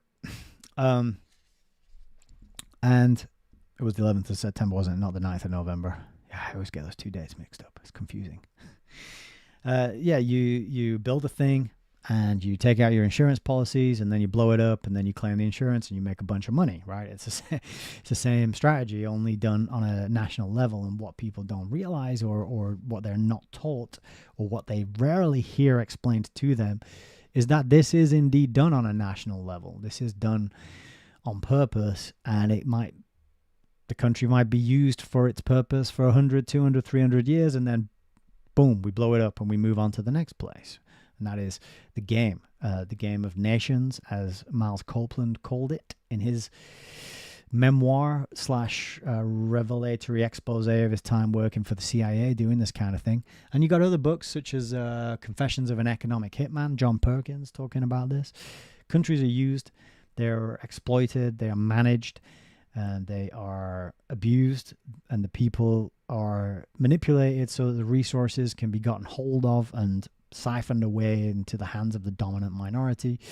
And each time the political system, the monetary system, the cultural system, the religious system, the arts, the education, all of that plays a role in making that happen. And so Alan teaches that America, it was always planned to be on top for a brief time, because these boys, as Alan calls them, the boys, the big boys at the top, they plan in centuries, if not millennia. And so to them, a 300-year, country being on top for 300 years, not that long, because they got these agendas that go out much further. So the country's on top for 300 years, and they know that because of what they're going to use it to do, i.e. expand, spread democracy all over the world, spread democracy to all these countries that don't want it and don't want them to be there by way of military methods, it's going to create, what did he call it? Anti-American bias, what do you call it on this page? Anti-Yankeeism. It's going to create that. And then that anti-Yankeeism can be used when the time is right to pull the plug on the American experiment and let that come crashing down, which I think is what we're going to see in our lifetime. Let that system come crashing down, let it implode, let it blow up, and then the next place will be on top. And I think Alan said it's going to be China next. The policeman of the world is going to be China, is going to perform that function and that role for as long as it is determined that they shall do that for, until they get detonated and the next place gets brought in to perform that role. We got a comment here. Joe says, it's interesting listening to Sir James Goldsmith talk about bankers. Watch Take It From the Top, The Business of Business Success, 25 minutes in. Thank you for that recommendation. I've never heard of that before. Just give me a second. I'm going to grab something. Check this out.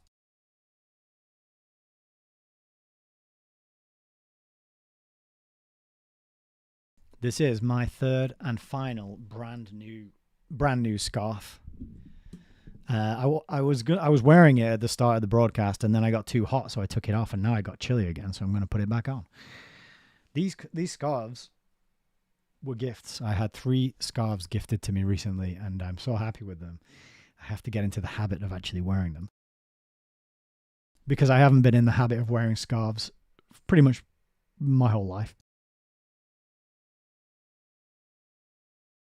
Joe says he's wearing a scarf too. Nice. Scarves and books, they go together really well. The person who gifted me this scarf says that I should shout out the company if I like them. And I do like them, so I will shout out the company. The company is Dreamy London. And I think you can find them on Etsy. Dreamy, as in, you know, what you have at nighttime. You have a dream. Dreamy London, the capital of England. And their stuff's really good. It's nice. It's thick. This is the thickest one. It's actually like that wide. I don't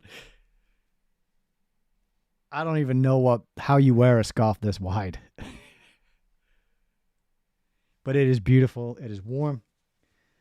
And yeah, Dreamy London makes fantastic scarves. I can tell you that much. So if you're looking for a scarf and you want to treat yourself or some loved one, it does look wide enough to be a shawl. Maybe it is a shawl. I think you might be right. So what's the difference between a shawl and a scarf?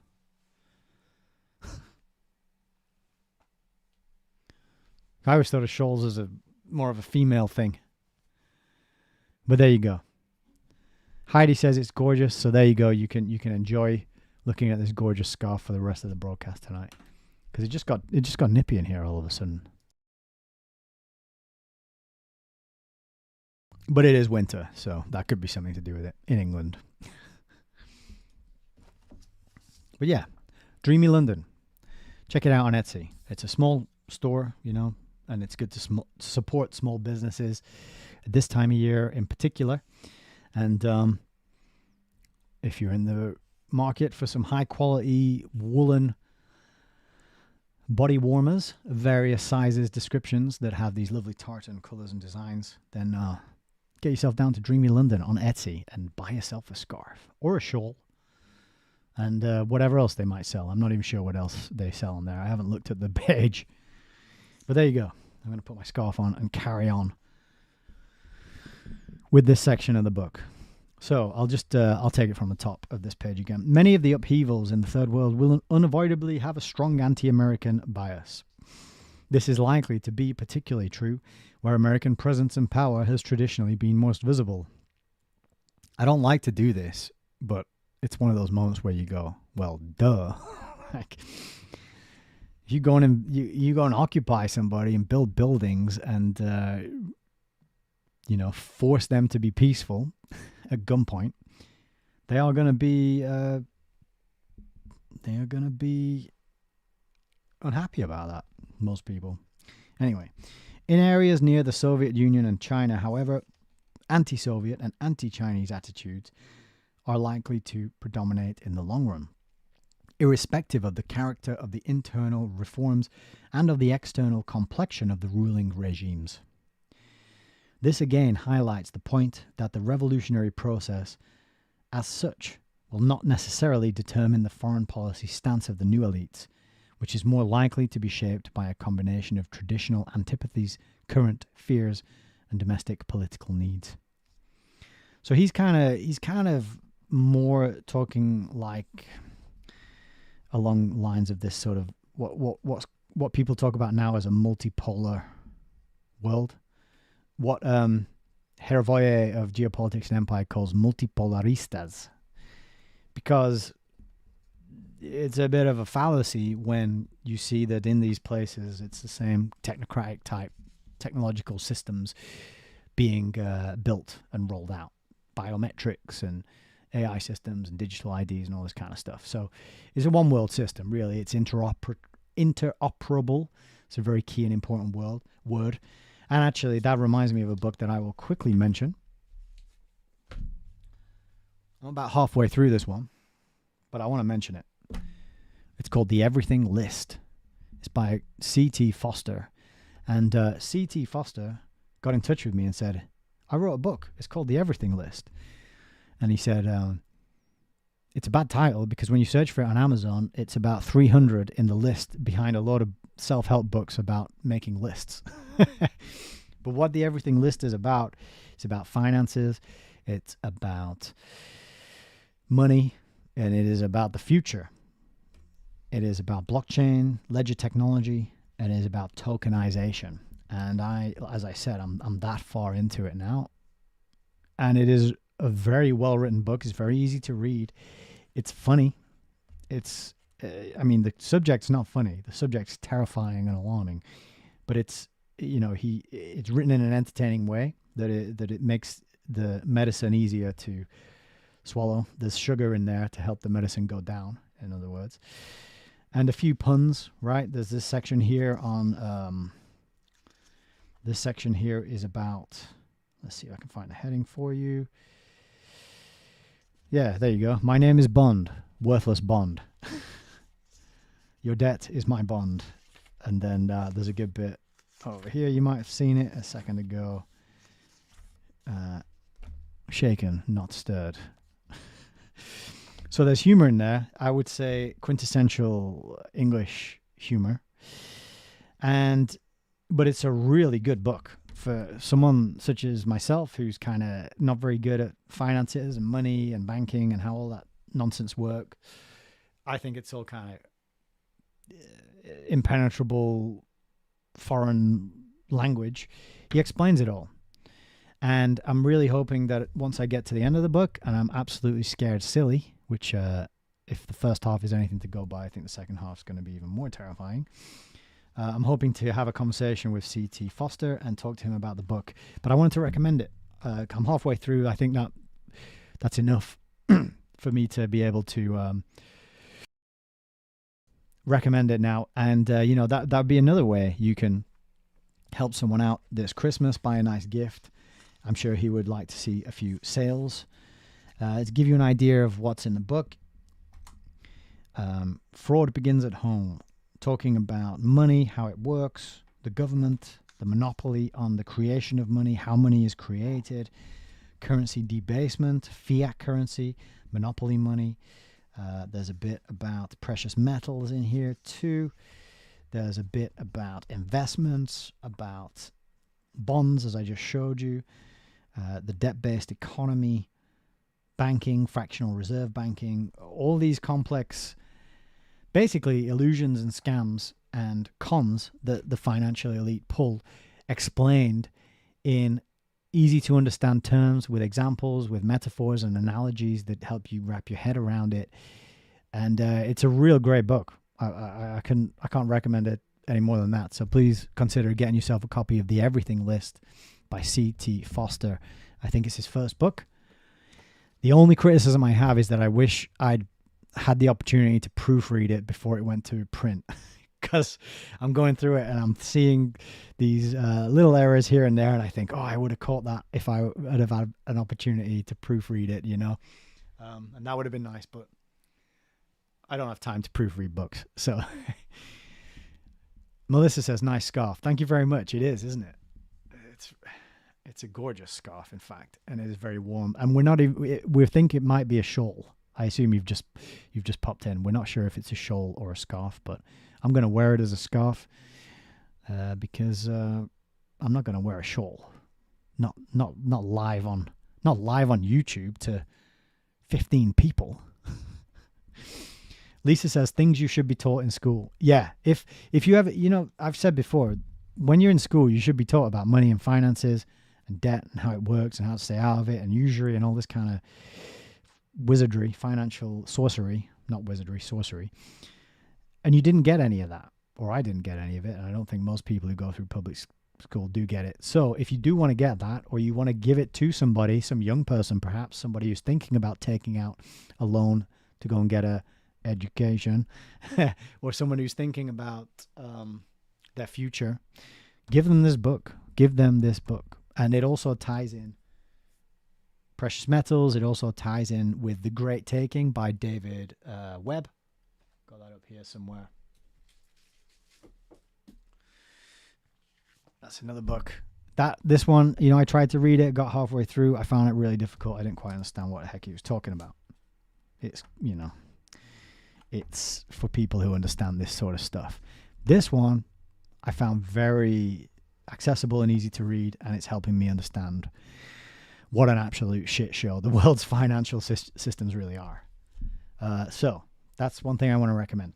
And it ties into this book, I think, because it ties into debt and rich countries versus poor countries and the moral obligations of the people who live in the rich countries versus the poor countries, and just this ridiculous thing that all these countries owe all this interest payment on all this debt.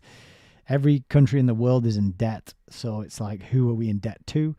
And it helps you follow the money, and it helps you look at the fraudulent financial system and how it is just this concocted Ponzi scheme designed to suck up tangible real-world assets such as property and land, precious metals, art, that kind of stuff, and suck all that actual real wealth into the hands of the dominant minority and out of the hands of everyone else, and we're just left holding this valueless fiat funny money that really we can't do anything with. And this is where you end up with these hyperinflation scenarios where you're paying, 500 million, whatever it is, for a loaf of bread. So, let's go back to the book. Which bit did I just get up to? Well, we'll start from here. Moreover, the basic orientation of the new elites will more and more respond to the intellectual impact of domestic changes in the more advanced world, changes directly and personally visible to these elites through travel, study, and global mass media. This intimacy with life abroad will further reduce the importance of integrative ideologies, which had previously provided a substitute for a clear vision of the future and the outside world. Ideological uniformity was the prescription for remaking a world that was both distant and largely unknown, but proximity and global congestion now dictate revolutionary diversity. That's a really important paragraph, right? What it reminds me of is two other books. One is Superclass by David Rothkopf, and the other one is, I'll show you this one first. You can't even see that, can you? I'll hold it up here instead. Superclass, the global power elite and the world they are making. This is about, it says on the back, this is a book about power and the concentration of power in the hands of a remarkably small number of people around the world. So that's one book it reminds me of. And the other one is Plutocrats. Chrystia Freeland, The Rise of the New Global Super Rich and the Fall of Everyone Else. So what Zbigniew Brzezinski is saying here, I think, is telling you the truth about the future. These future elites, they're going to be jet-setting around the world. They're going to be more aware and plugged into the quote-unquote elites of other places and nations, and more aligned with them, more standardized with them as they roll out this world standard system. The standard world system, I should say. So accordingly, he says, the real values, as distinguished from the rhetoric, of the aspiring elites of the developing nations will be shaped by tangible developments rather than by abstract generalizations. The success of the United States in shaping a workable multiracial democracy while pioneering in science and technology, the ability of Europe and Japan to overcome the psychological and social stresses of mature modernity, and last but not least, the degree to which the Soviet Union breaks away from the doctrinal orthodoxy that inhibits its social development will be critically important in shaping the outlook of third world leaders. So he's talking more specifically about third world leaders here, being able to go out to these other places, link in and hook up with and understand the developed countries. But still, the elite of every country and every place, I think, are working together. I think they cooperate very closely indeed. So this is USA, USSR, less intensive, more extensive rivalry.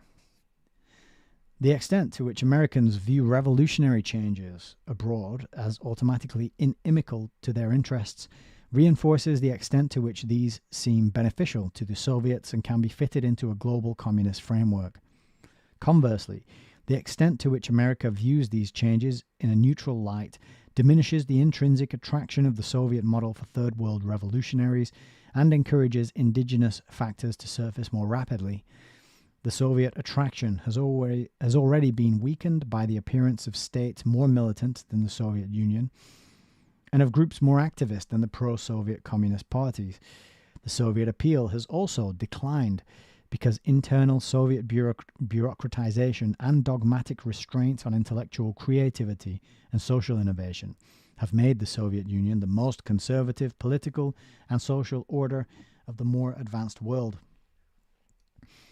American-Soviet rivalry is hence likely to become less ideological in character, though it may become more extensive geographically and more dangerous in terms of the power involved.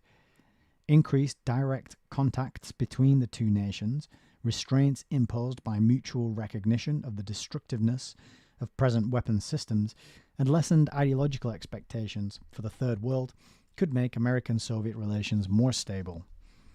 Nevertheless, more and more areas on the globe could become the objects of moves and counter-moves if the growth in long-range Soviet military forces, particularly conventional air and sea lift capabilities, extends American-Soviet rivalry to areas previously considered beyond the Soviet reach.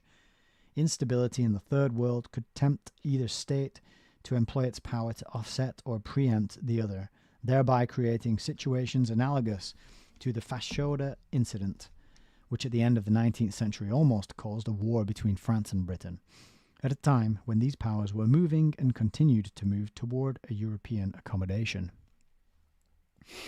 On the whole, close cooperation between the United States and the Soviet Union seems a very unlikely prospect in the coming decade. This is only partially due to the different ideological and political character of the two countries. A communist America would in all probability remain a rival of the Soviet Union, just as communist China soon became one. Given its size and power, a democratic and creative Soviet Union might be an even more powerful competitor for the United States than is the present bureaucratically stagnant and doctrinally orthodox Soviet system. Moreover, democratic nations are not necessarily pacifist nations, as American history amply demonstrates. Again, just describing to the nation what is really the characteristic of the dominant minority. Rivalry between nations is inherent in an international system that functions without global consensus, the result of centuries of the conditioning of man's outlook by competitive nations that insisted on their individual superiority and particular values. Such rivalry is not likely to be terminated by anything short of a fundamental reconstruction in the nature of relations between nations, and hence in the character of national sovereignty itself. So if we want peace between America and the USSR, we need to reconstruct the nature of national relationships and also the character of national sovereignty, which he said a few pages earlier, I'll just remind you, is a fiction. Was it here? There, the fiction of sovereignty. He said it right now. At present, the formation of a new cooperative international pattern is getting little help from the Soviet Union, in spite of the fact that it considers itself in the forefront of historical progress and was until recently the standard bearer of an ideology that had cut across traditional national lines. The irony of history is such that today the Soviet Union has a foreign policy that is intensely nationalistic and a domestic policy that calls for the domination of non-Russian minorities. It actively campaigns against regional patterns of international cooperation, grants a disproportionately small amount of help to the less developed nations, roughly 10% of United States foreign aid, and rejects a joint exploration of space, cloaking its own efforts in utmost secrecy. Indeed, one of the unanticipated effects of the Sino-Soviet dispute may be a hardening of the Soviet outlook and a more paranoid view of the world. Though Soviet leaders want to avoid a two-front confrontation and are hence pushed toward accommodation with either the West or the East, the very scale of the Chinese challenge intensifies their fears, puts a premium on military preparedness, and stimulates an intense preoccupation with the sacredness of frontiers. Equally important, but less generally recognized as a factor in inhibiting the Soviet Union from seeking more binding forms of international cooperation, is the domestic weakness and insecurity of Soviet leaders. Even 50 years after its inception, the political system they had still lacks elementary legitimacy. Its ruling elite relies heavily on coercion and censorship to retain its power, which is acquired not by regular constitutional procedures, but through protracted bureaucratic infighting. The struggles for succession are a case in point. Because of the doctrinal incapacity of the Soviet political system to respond to the internal needs of social innovation, broad accommodation with the West, carrying with it the acknowledgement that the Leninist dichotomic vision of the world, which in turn justifies the Leninist concept of the ruling party, is no longer relevant, would inevitably cause far-reaching internal political instability in the Soviet Union and in Soviet-dominated Eastern Europe. In large measure, the conservative Leninist attitude reflects Russia's delayed modernization and political development in terms of the global city. The global city? Yeah, that was something he mentioned at the start of the book. In terms of the global city, the Soviet Union represents an archaic religious community that experiences modernity existentially, but not quite yet normatively. What I'll mention as well is that in political ponerology, Wobachevsky talks about a lot of these Soviet characters, Lenin, Stalin, and Marx, and gives us an insight into the likely brain damage that they suffered by the type of brain damage they likely had based on their characters, their behaviors, their the first-hand accounts of what they were like, how they interacted with people, how they ruled, how they handled themselves. So it's very interesting. The information in the book is fascinating because you can link people's behaviors and personalities and the way they operate with what is likely damage in their brain, and even to the areas of the brain that are likely damaged. So it's quite a fascinating read, and he does focus quite a bit on the communist leaders and suggests that they were all brain damaged, which I think is quite a reasonable hypothesis. So the next section here is policy implications. The foregoing general propositions point to several immediate implications for American foreign policy in terms both of guiding assumptions and of the desirable foreign posture. Before elaborating, let us first posit these implications in their most succinct form. A posture based on ideological considerations has become dated. An American-Soviet axis is not likely to be the basis for a new international system. Traditional spheres of influence are increasingly unviable. Economic determinism in regard to the less developed countries or to the communist states does not provide a sound basis for policy. Regional alliances against individual nations are becoming obsolescent. An extensive American military presence abroad is becoming counterproductive to American interests and to the growth of an international community. American diplomatic machinery developed in the pre-global and pre-technotronic age has become outmoded and requires extensive modernization. Although American foreign policy has not been as undifferentiatedly anti-communist as its critics have found it convenient to assert, there's a footnote here that I think is worth reading. He says, the charge that the United States has conducted its foreign policy on the assumption of a monolithic world communist conspiracy is dear to some scholarly critics. In point of fact, the United States pioneered in aid to Yugoslavia in the late 1940s. It was the first to initiate American-Soviet cultural exchanges, visits between heads of state, and so on.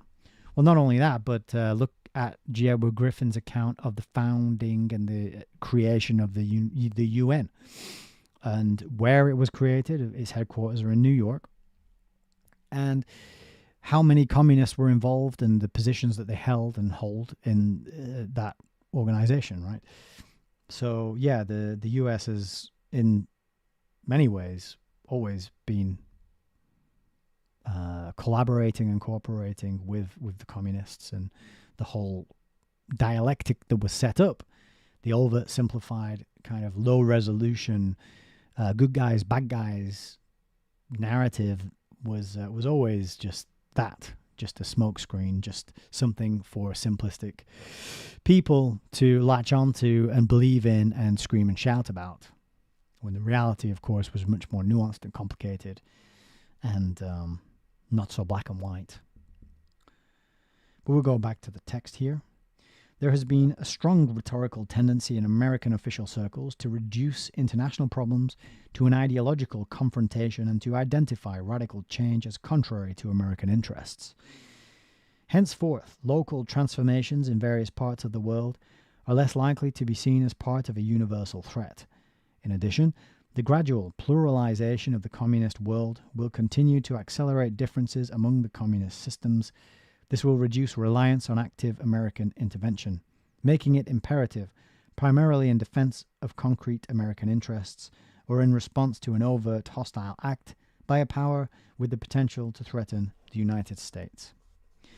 A less ideological perspective will reduce the American-Soviet relationship to its proper proportions. The principal threat the Soviet Union poses to the United States is military. A stronger Soviet Union, therefore, inescapably tends to threaten America. A weaker Soviet Union feels threatened by America. Since a war between the two superpowers would be mutually destructive, arms control arrangements between the two countries are dictated by common sense. Again, it's that arms control thing. Who's going to enforce that exactly? The UN. The continuing SALT, which stands for Strategic Arms Limitation Talks, between the United States and the Soviet Union, can be seen as more than a negotiation between two rivals. Inadvertently, precisely because they will be lengthy, the talks signify a de facto beginning of a joint commission on arms and strategy. Although limited in actual power, the commission gradually and perhaps increasingly will affect the way each side acts, stimulating greater mutual sensitivity to felt needs and fears. There's a footnote here which says, science and technology have already revolutionized the exercise of sovereignty by the two countries vis-à-vis each other. The utilization of the U-2s and subsequently of reconnaissance satellites vitiated the claim to unlimited sovereignty over national airspace, somewhat undoing Soviet military secrecy. The acquiescence of the Soviet Union to the U-2 flights was necessitated by its inability to shoot these planes down. In spite of the May 1960 incident, the precedent of unilateral inspection was thereby asserted and has since become a practice followed by both states. The inherent complexity of reaching an arms control agreement is suggested by the following conclusion by a specialist in the field. There is basis for hope of a possible agreement if both sides can accept the fact that for some time the most they can expect to achieve is a strategic balance at quite high, but less rapidly escalating force levels, and if both recognize that breaking the reaction cycle should be given first priority in any negotiations. So this is not related to assessing, what he's just said there. Not whatever he's just said, but what he's just said. But U-2 flights just reminds me of when I first heard about them, how the band, the band who were called U2, right, led by Bono, arch internationalist. Where did it get its name from? And there's so many bands like this where their name seems to come from something which would be important to know about and isn't often understood or known. A good example is Trivium, right? The Trivium method of learning, of discerning truth. When you type in Trivium, you get the band, and it's pretty heavy, screamy type of metal music. Same with U2, right? And there's all these other examples as well, like Franz Ferdinand, Kasabian, right? Linda Kasabian of the Manson family. There's many, many, many more. But just to remind us of and reinforce our awareness of the links between the music and the military, they're basically the same industry. The music industry, the military industry, it's like the same thing. You need to look at Dave McGowan's work, and also Mark Devlin's books, quadrilogy now. He's got 4 books in his Musical Truth series to learn more about that. So yeah, that just reminded me of that. Back to the text. In the meantime, until a binding agreement is reached, American technological sophistication is sufficient to provide the necessary degree of ambiguity to the qualitative and quantitative power relationship between the two states. In the current phase of destructive parity, this strategic and psychological posture is needed in order to replace earlier reliance on manifest and credible deterrence born of American superiority in destructive power. Parity deterrence requires some ambiguity, just as superiority deterrence demanded precise credibility. But outside this relationship, the opportunities for a wide-ranging settlement are relatively restricted. An American-Soviet axis would be resented by too many states, and therefore tempt both Washington and Moscow to exploit these resentments. In effect, the more successful the efforts to create such an axis, the stronger the impediment to it. In addition, as has already been argued, the Soviet Union does not represent a vital social alternative that offers the world an attractive and relevant model for handling either its old dilemmas or particularly the new ones posed by science and technology. As a result, the most that America can reasonably seek is a gradual increase in Soviet involvement in international cooperation through such projects as joint space exploration, undersea studies, and so forth. Cumulatively, these may help shape a pattern of collaborative involvement that will eventually embrace other spheres. Meanwhile, it's likely that American and Russian influence will decrease in areas that both nations have traditionally considered their own special domains. In a modern city, staked out areas are possible only in relations among criminal gangs. In the global city, sealed spheres of influence are increasingly difficult, or at least costly, to maintain. Eastern Europe is bound to remain attracted to the West, and only direct Soviet coercion can impede what would otherwise happen quite rapidly: the linkage of Eastern Europe to a larger European entity. Even Soviet, so he's talking about Eastern Europe joining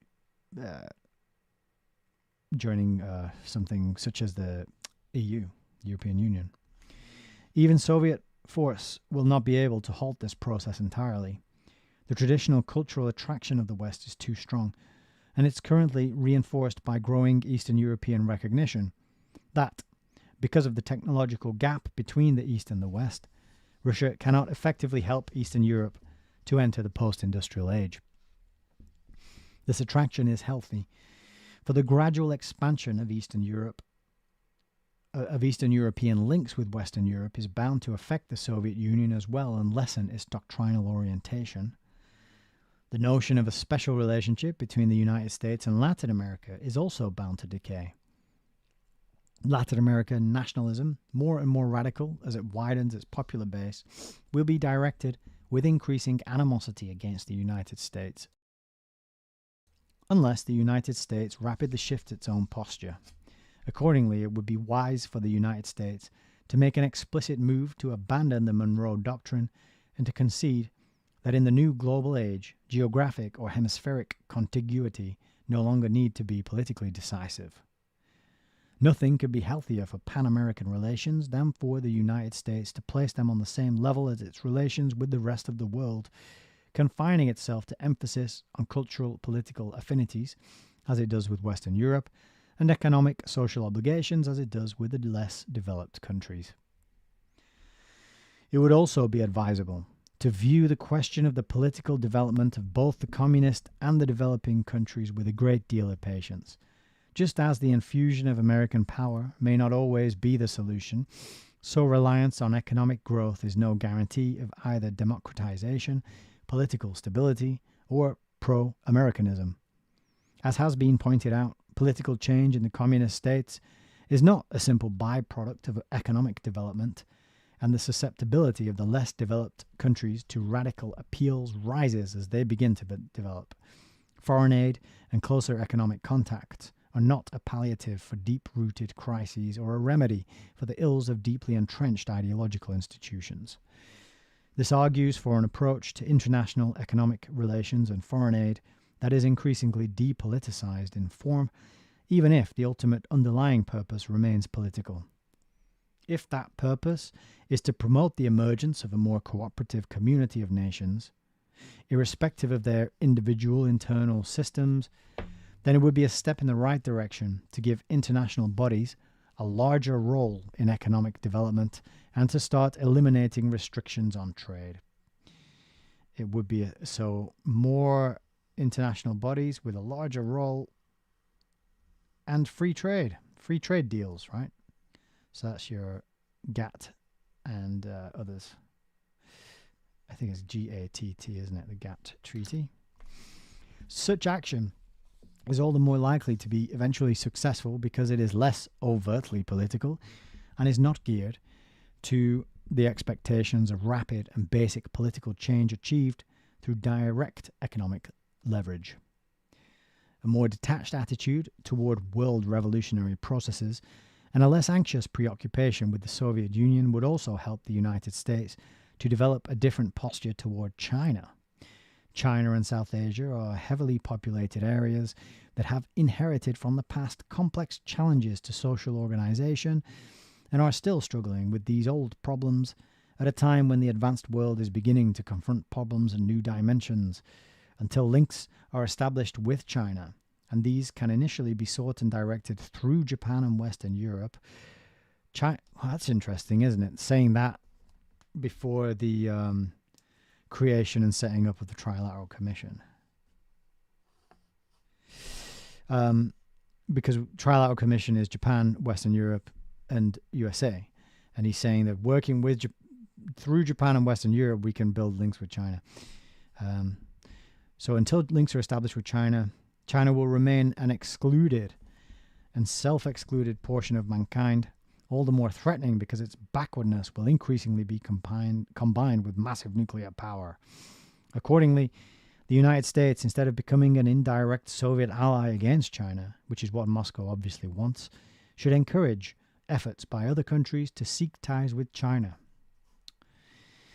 In addition, it should launch its own initiatives and avoid becoming entangled in overt anti-Chinese security arrangements. So I think this paragraph, or this section here, is probably one of probably many sections that got David Rockefeller's attention, because of course the Rockefeller Foundation were interested in China and investing there, and was it Kissinger who went over there to open it up to trade at some point? And then of course we also know that, was it Bertrand Russell went over there as well to coach them and teach people over there on how to roll out the communist system. So I don't think China is as closed off and inaccessible as Brzezinski's making out in this section. But it's just interesting that he kind of foreshadows the creation of the Trilateral Commission with this requirement or desire to build links with China. So he says, continuing, indeed, in our age, international security arrangements ought to resemble those of large metropolitan centers. Such arrangements are directed not against specific organizations or individuals, but against those who depart from established norms. Those who depart from established norms. Thus, an association based on a concept of cooperative nations linked for a variety of purposes, including security, ought gradually to replace existing alliances, which are usually formulated in terms of a potential aggressor, explicitly identified either in the treaty or in the accompanying rhetoric. Though initially this would be only a formalistic change, for the association of states would necessarily involve only those that share certain interests and fears, a deliberately open-ended structure with the security elements only a partial and secondary aspect, would avoid perpetuating institutionally the inevitable but often transient conflicts of interests between states.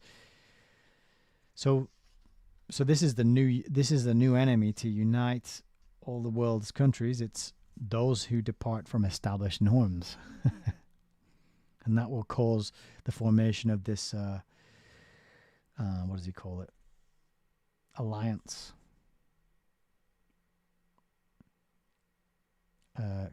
Cooperative nations and replacing existing alliances. So you got to establish the norms, you got to establish the rules, and anyone who departs from them, they're coming after you.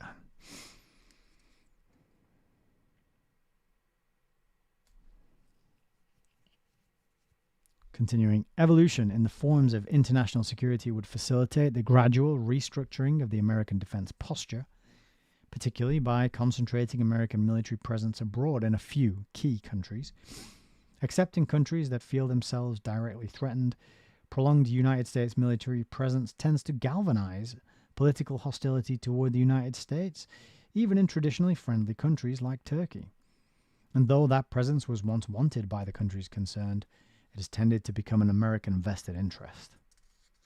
With the restraint imposed on the waging of an all-out war by the destructiveness of nuclear weapons, and with the likelihood that sporadic Third World violence will replace the previous preoccupation with a central war, American forces stationed abroad on the assumption that they will be needed to assure the security of different nations from a common threat are less and less required for that purpose. With some exceptions, for example, South Korea, Berlin, or West Germany, by and large, both global stability and American interests would probably not be jeopardized if the American defense posture became territorially more confined. This has been true of the Soviet Union with little apparent damage to its security and relied increasingly on long-range mobility. Finally, the opportunities and the dangers inherent in the scientific technological age require subtle but important changes in American attitudes and organization. Okay. And how are they going to be achieved exactly? Subtle but important changes in American attitudes. These changes will not come rapidly. They cannot be blueprinted in detail. They are unlikely to be achieved dramatically. Nonetheless, to play an effective world role, America needs foreign relations machinery that exploits the latest communication techniques and uses a style and organization responsive to the more congested pattern of our global existence. This is hardly the case today. Our diplomatic machinery is still the product of the traditional arrangements that were contrived after 1815 and that were ritualistically preoccupied with protocol. It is predominantly geared to government relations, often neglecting the currently far more important role of social developments. It is no accident that newspapermen, less dependent on government contracts and more inclined to become absorbed in a given society's life, have often been more sensitive to the broad pattern of change in foreign countries than have local American diplomats. It is no surprise indeed. Contemporary foreign relations increasingly require skills in intellectual scientific communications, including the ability to communicate effectively with the creative segments of other societies. And it is precisely in these fields that the existing diplomatic training and procedure are most deficient. Moreover, the entire tradition of secret dispatches and lengthy cables, which daily overwhelm State Department headquarters in Washington, has simply not taken into account the explosion in modern communications, the development of excellent foreign reporting in the leading American and foreign newspapers, and even the role of television. There is a footnote about television. The writer can state on the basis of personal experience while serving in the Department of State that in most cases a better or at least as good a picture of foreign developments can be obtained by reading the better newspapers, including of course the foreign ones, than by perusing the hundreds of daily telegrams, often reporting cocktail party trivia. In commenting on the 1969 Duncan Report, which was similarly critical of the British Foreign Service, Canadian political scientist James Ayres noted, quote, "Too many people push too many pens across too many pieces of paper, filling them with worthless messages." I like that quote. Too many fingers on too many keyboards. That's what it is. That's the modern version, the 2025 version. Thomas Jefferson once complained that he had not heard from one of his ambassadors for a year. The present Secretary of State could legitimately complain that he daily hears too much from them, from too many unneeded ambassadors. The United States is the country that most urgently needs to reform its foreign service and policy-making establishment, and it is best equipped to undertake such reform. It is the first society to become globally oriented, and it's the one with the most extensive and intensive communications involvement. Its business community, moreover, has also acquired extensive experience in foreign operations and has effectively mastered the arts of accurate reporting, foreign representation, and central control without relying on enormous staffs and redundant operations. It has also pioneered in the adoption of the latest techniques, such as closed-circuit television conferences, shared-time computers, and other devices. Though this is hardly the place to outline the needed reforms in detail, the point remains that, given the fundamental changes in the way nations interact, an extensive study and drastic reform of the existing, highly traditional structure and style of the American Foreign Service is long overdue.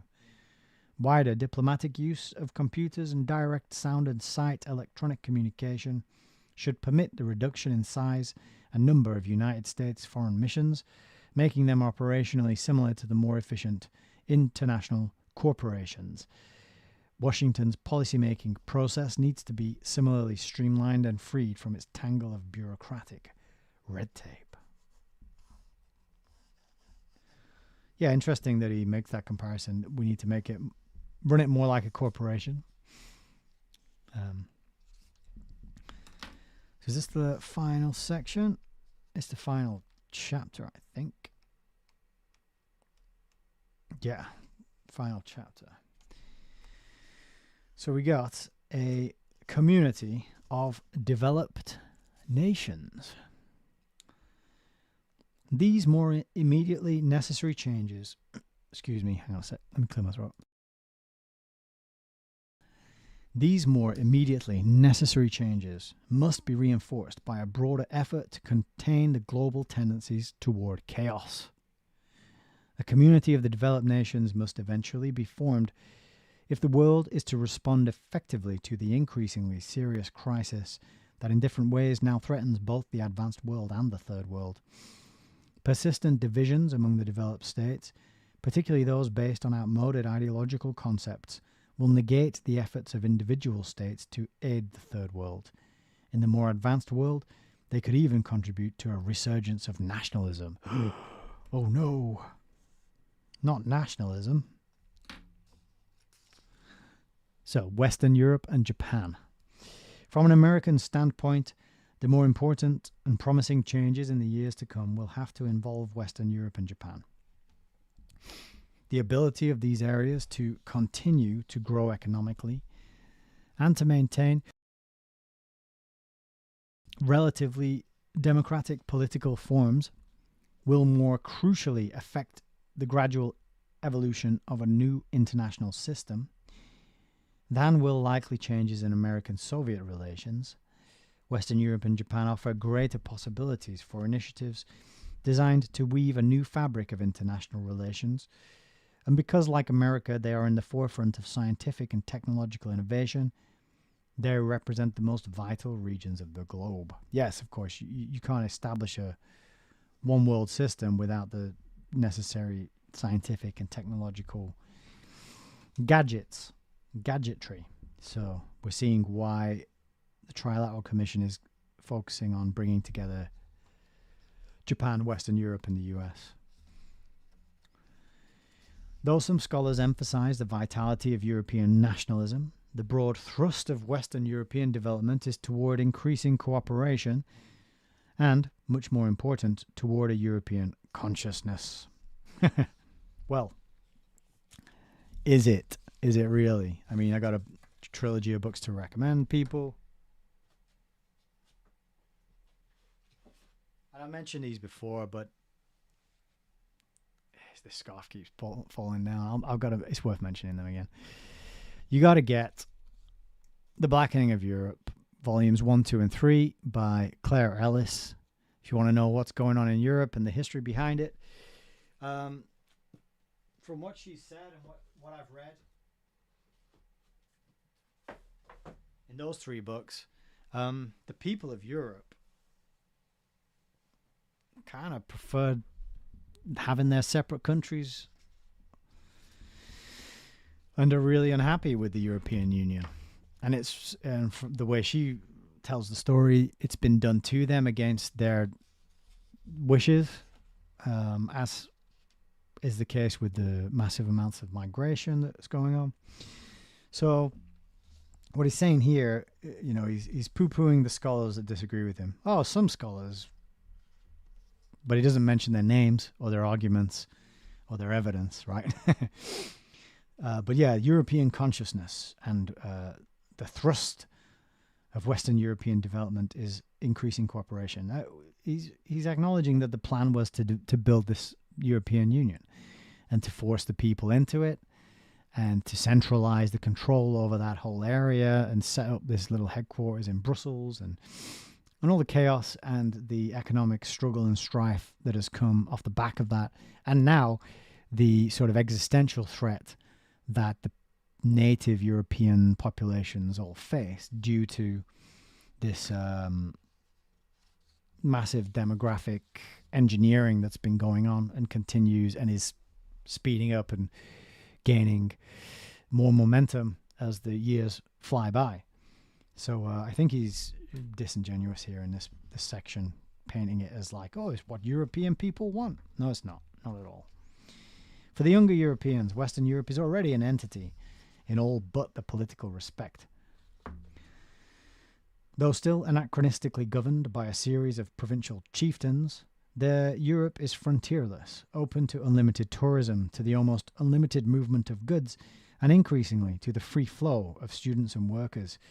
To be sure, a positive regionalism is yet to mature, but the foregoing at least provides the needed psychological basis for a new Europe. The technotronic revolution has accelerated the appearance of this Europe, and the autarkic ideas of the industrial age have little or no hold on it today. See, it's always done through the youth, the younger Europeans, the youth. They're the ones you can indoctrinate because they're the ones who are going to become the adults in the future, right? So you focus your indoctrination and your mind control and your brainwashing on them. Train them not to listen to their elders, train them not to listen to their parents and grandparents and family members, and just to focus on what they're getting taught in their schooling. Reinforce that with the films and the media, the soap operas and the Hollywood output. And hey presto, you got a younger generation of Europeans ready to sign up to a catastrophic, existentially deadly agenda because they're not thinking long term, which I talked about at the very intro to tonight's video. Things come full circle, and it is always satisfying when that happens. Totally unplanned.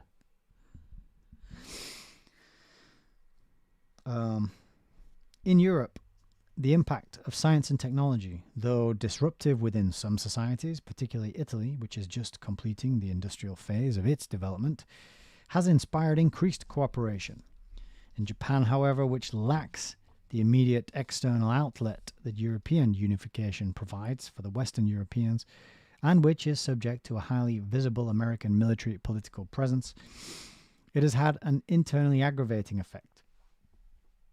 It tends to sharpen the nation's internal political conflicts, polarizing public opinion and rendering the future orientation of the country uncertain. The conflicts between generations evident in most of the advanced world have special gravity in Japan, given the cultural upheaval produced by its defeat in World War II and the only recently achieved balance between its traditions and modern democratic institutions. A revival of Japanese nationalism or a turn toward ideological radicalism would seriously threaten the highly tenuous structure of peace in the Pacific and directly affect the interests of the United States, the Soviet Union, and China. Yeah, see. So we can't have Japanese nationalism because that would threaten. These are the places. Accordingly, an effort must be made to forge a community of the developed nations that would embrace the Atlantic states, the more advanced European communist states, and Japan. These nations need not, and for a very long time could not, form a homogeneous community resembling EEC or the once hoped for Atlantic community. Nonetheless, progress in that direction would help to terminate the civil war that has dominated international politics among the developed nations for the last 150 years, though the nationalist and ideological disputes among these nations have less and less relevance to mankind's real problems, whatever they are. Their persistence has precluded a constructive response to dilemmas that both democratic and communist states increasingly recognize as being the key issues of our time. The absence of a unifying process of involvement has kept old disputes alive and has obscured the purposes of statesmanship. To postulate the need for such a community and to define its creation as the coming decade's major task is not utopianism. Under the pressures of economics, science, and technology, mankind is moving steadily toward large-scale cooperation. Under the pressure of economics, science, and technology. Interesting that he says it's those three that are pushing man towards what he calls cooperation, which I think is really just standardization. It's a code word for standardization, isn't it, here?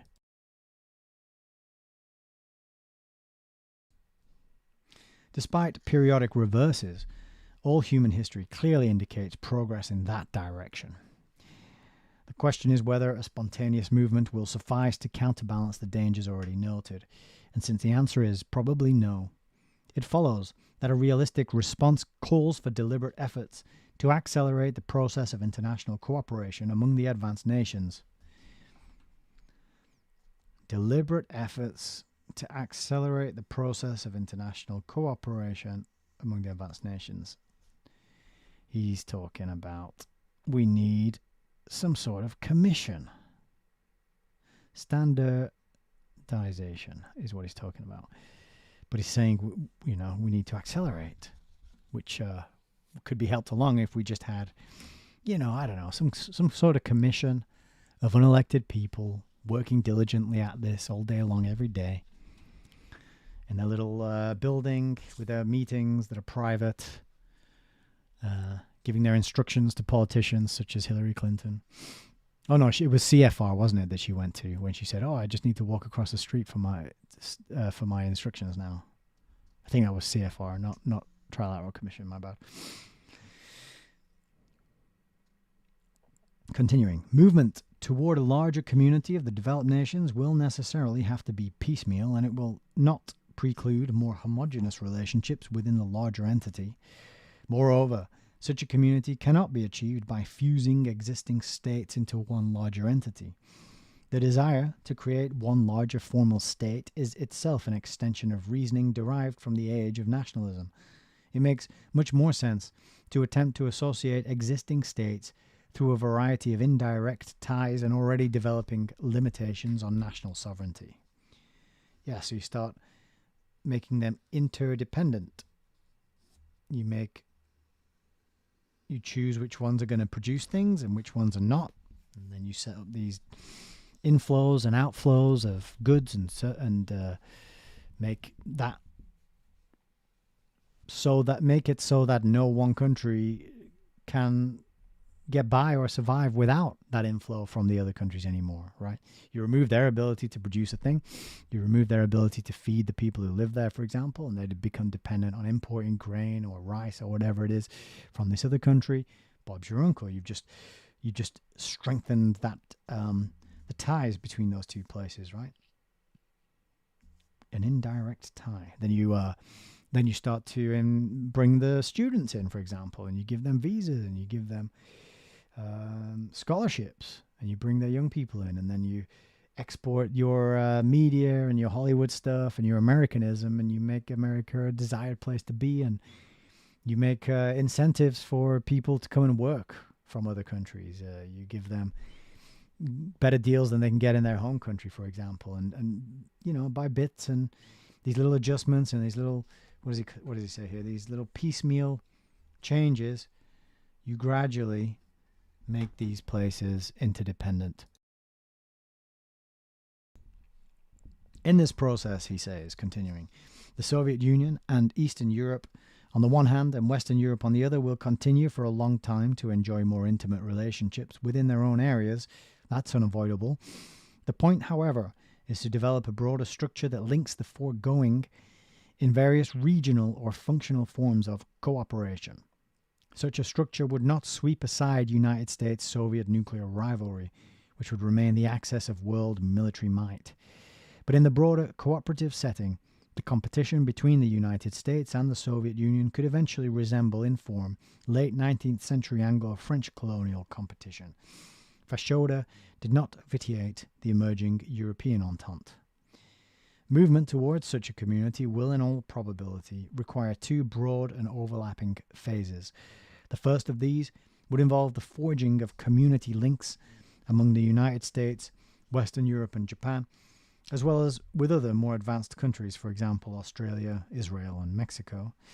The second phase would include the extension of these links to more advanced communist countries. Some of them, for example, Yugoslavia or Romania, may move toward closer international cooperation more rapidly than others, and hence the two phases need not necessarily be sharply demarcated. So we've got a section here called Structure and Focus. Oh, we've got to pick up the pace. We've got quite a bit left to read. The emerging community of developed nations would require some institutional expression, even though it would be unwise to seek to create too many binding, integrated processes prematurely. A case can be made for initially setting up only a high-level consultative council for global cooperation, regularly bringing together the heads of governments of the developed world to discuss their common political security, educational, scientific, and economic technological problems, as well as to deal from that perspective with their moral obligations toward the developing nations.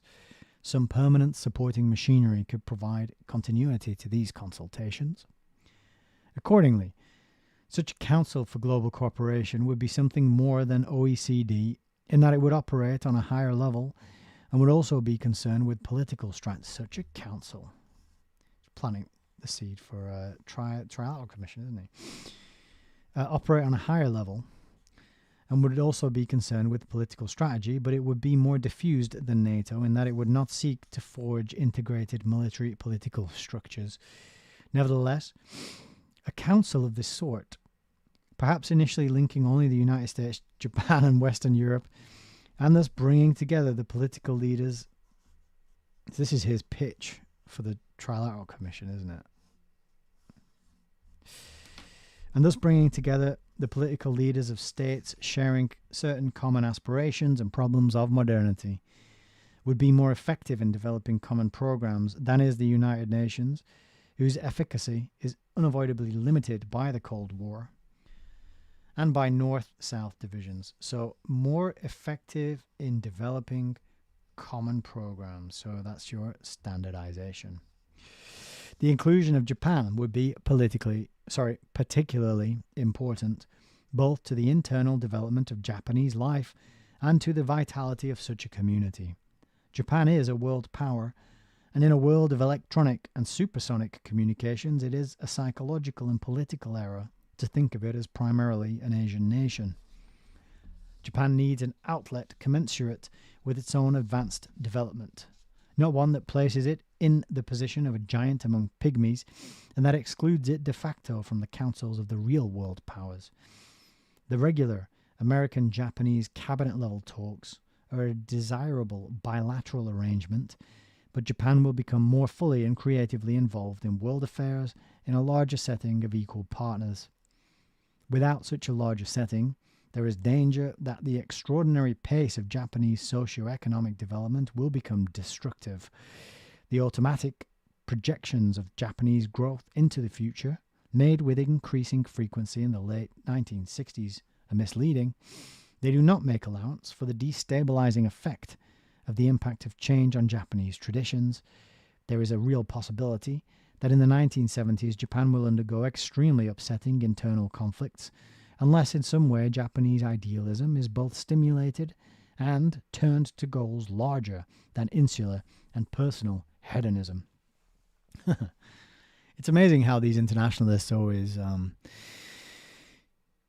characterize isolationist or nationalist ideologies, right? So if Japan just want to close their borders, keep to themselves, and look after themselves, then they're hedonistic. He says here, insular personal hedonism. If they want to close their borders and just protect their way of life, that's insular and personal hedonism. And also it constitutes a risk to the rest of the world because they might just develop some sort of bloodlust and some sort of nuclear power, I suppose, and then just want to start taking over places and invading places, because that's obviously what happens. It's the only way it can go. But back to the text. Such a council would also provide a political security framework in which the security concerns of each state could be viewed in a context that takes into account the inescapable connections between such matters as Soviet policy in Berlin and the Sino-Soviet crisis, Chinese nuclear development and its implications both for Japanese security and for East-West relations in Europe, and so on. Similarly, matters such as Japanese rearmament, possibly even Japan's acquisition of nuclear arms, though thought by increasingly large numbers of Japanese to be likely during the second half of the 1970s, could be viewed in terms of this broader significance rather than as a response to purely local considerations. Indeed, given the nature of modern scientific developments and communications, it's not too early to think of technological cooperation between Western Europe and Japan, as well as between both of them and the United States in some fields of defense. Political security efforts would, however, in all probability, be second in importance to efforts to broaden the scope of educational, scientific, and economic technological cooperation among the most advanced industrial nations that are becoming post-industrial and are in some regards moving into the post-national age. The projected World Information Grid, that's the internet, for which Japan, Western Europe, and the United States are most suited, could create the basis for a common educational program for the adoption of common academic standards, for the organized pooling of information, and for a more rational division of labor in research and development. Computers at MIT have already been regularly, quote, conversing with Latin American universities. There is no technical obstacle to permanent information linkage between, for example, the universities of New York, Moscow, Tokyo, Mexico, and Milan. Such scientific informational linkage would be easier to set up than joint educational programs, and would encourage an international educational system by providing an additional stimulus to an international division of academic labor, uniform academic standards, and a cross-national pooling of academic resources. Steps in that direction could be accelerated by some symbolic joint actions. Space exploration is probably the most dramatic example of human adventure made possible by science, but currently it's almost entirely monopolized on a competitive basis by the US and the Soviet Union. The pooling of Western European, Japanese, and American resources for a specific joint undertaking could do much to accelerate international cooperation. I'm interested about the ISS. When was that put up there? And who was on it? And who funded it and developed it and all that stuff? I should put a little question mark there. ISS. In addition, it may be desirable to develop an international convention on the social consequences of applied science and technology. This not only would permit the ecological and social effects of new techniques to be weighed in advance, but would also make it possible to outlaw the use of chemicals to limit and manipulate man, and to prevent other scientific abuses to which some governments may be tempted. Yes, some governments. Like yours, Zbigniew. In the economic technological field, some international cooperation has already been achieved, but further progress will require greater American sacrifices. More intensive efforts to shape a new world monetary structure will have to be undertaken. Yeah. New world monetary structure. With some consequent risk to the present relatively favorable American position. And what I'll remind you as well, while we're on the topic, because this is relevant, is that book I talked about before, The Everything List. Boom. Because,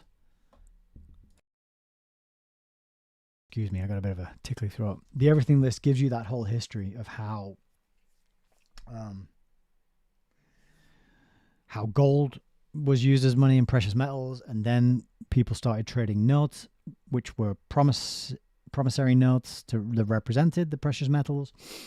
And then eventually the promissory notes were decoupled from the precious metals.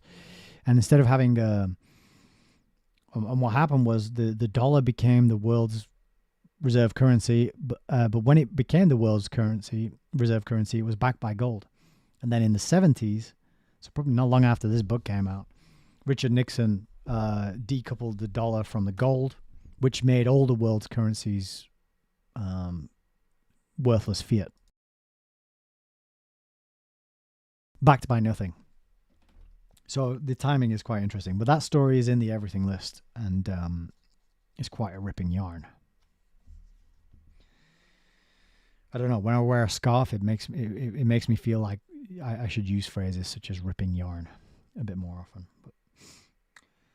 But yeah, there you go. So we need more new world monetary structure.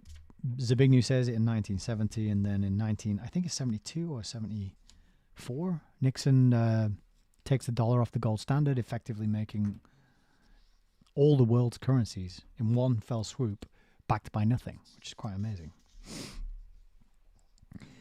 Further progress would, in all probability, require the abandonment of restrictions imposed by Congress in 1949 and 1954 on the international activities of American corporations and their foreign subsidiaries and plants. Interesting. So, abandon any restrictions on American corporations. The appearance of a truly international structure of production and financing would have to go hand in hand with the emergence of a theory of international production needed to supplement our present theories of international trade. Yes, we need some theories, don't we? Progress along these lines would also facilitate the creation of a free trade area, which could be targeted in progressive stages. So there you go, free trade. You really got to listen to what Alan Watt tells us about free trade, what it really means, because it doesn't mean free trade at all. It's Orwellian doublespeak. It means free trade for a very small group of corporations, approved corporations. It's free trade for us and our friends, and everybody else is, no trade for you. So the next section is the communist states. The Soviet Union may come to participate in such a larger framework of cooperation because of the inherent attraction of the West for the Eastern Europeans, whom the Soviet Union would have to follow lest it lose them altogether, and because of the Soviet Union's own felt need for increased collaboration in the technological and scientific revolution. That Eastern Europeans will move closer to Western Europe is certain. Certain. The events of 1968 in Czechoslovakia are merely an augury of what is to come, in spite of forcible Soviet efforts to the contrary. It is only a matter of time before individual communist states come knocking at the doors of the EEC or the OECD. Hence, broader East-West arrangements may even become a way for Moscow to maintain effective links with Eastern European capitals. The evolution of Yugoslav thinking and behavior attests to the fact that the communist states are not immune to the process of change and to intelligent Western initiatives. Slightly more than 20 years ago, Yugoslav pronouncements were not unlike those of the Chinese today. Yet, Yugoslavia now leads all communist states in economic reform, in the openness of its society, and in ideological moderation. In the late 1960s, it joined GATT and Yugoslavia's association with EFTA. There you go. The GATT treaty is mentioned. The General Agreement on Trade and Tariffs. And Yugoslavia's association with the EFTA, which stands for European Free Trade Association, and perhaps eventually with the common market, is a probability. While still committed to the notion of, quote, socialism, Yugoslavia's views on international politics are moderate, and they have had a significant impact on communism in Eastern Europe. Similar trends are slowly developing elsewhere in the communist world. To be sure, they are opposed by entrenched bureaucrats, but in the long run, the reactionaries are fighting a losing battle. Social forces are against them, and the conservative elites are on the defensive everywhere. It is doubtful whether they can reverse, though they certainly can delay, the trend toward a more open, humanistic, and less ideological society. The resistance of these regimes, dominated by entrenched conservative bureaucracies, will be further weakened if the West views the Cold War as primarily due to the fading, self-serving doctrines of the communist rulers, if it approaches the Cold War more as an aberration and less as a mission. Hang on a sec, let me cough. Excuse me. Over the long run, and our earlier analysis indicates that it would be a long run, Soviet responsiveness could be stimulated through the deliberate opening of European cooperative ventures to the East and through the creation of new East-West bodies designed initially only to promote a dialogue, the exchange of information, and the encouragement of a cooperative ethos. The deliberate definition of certain common objectives in economic development, technological assistance, East-West security arrangements could help stimulate a sense of common purpose and the growth of a rudimentary institutional framework.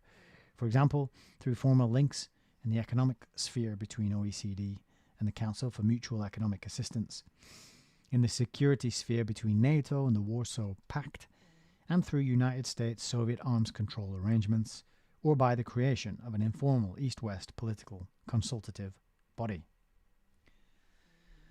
A large cooperative goal would also have other beneficial effects.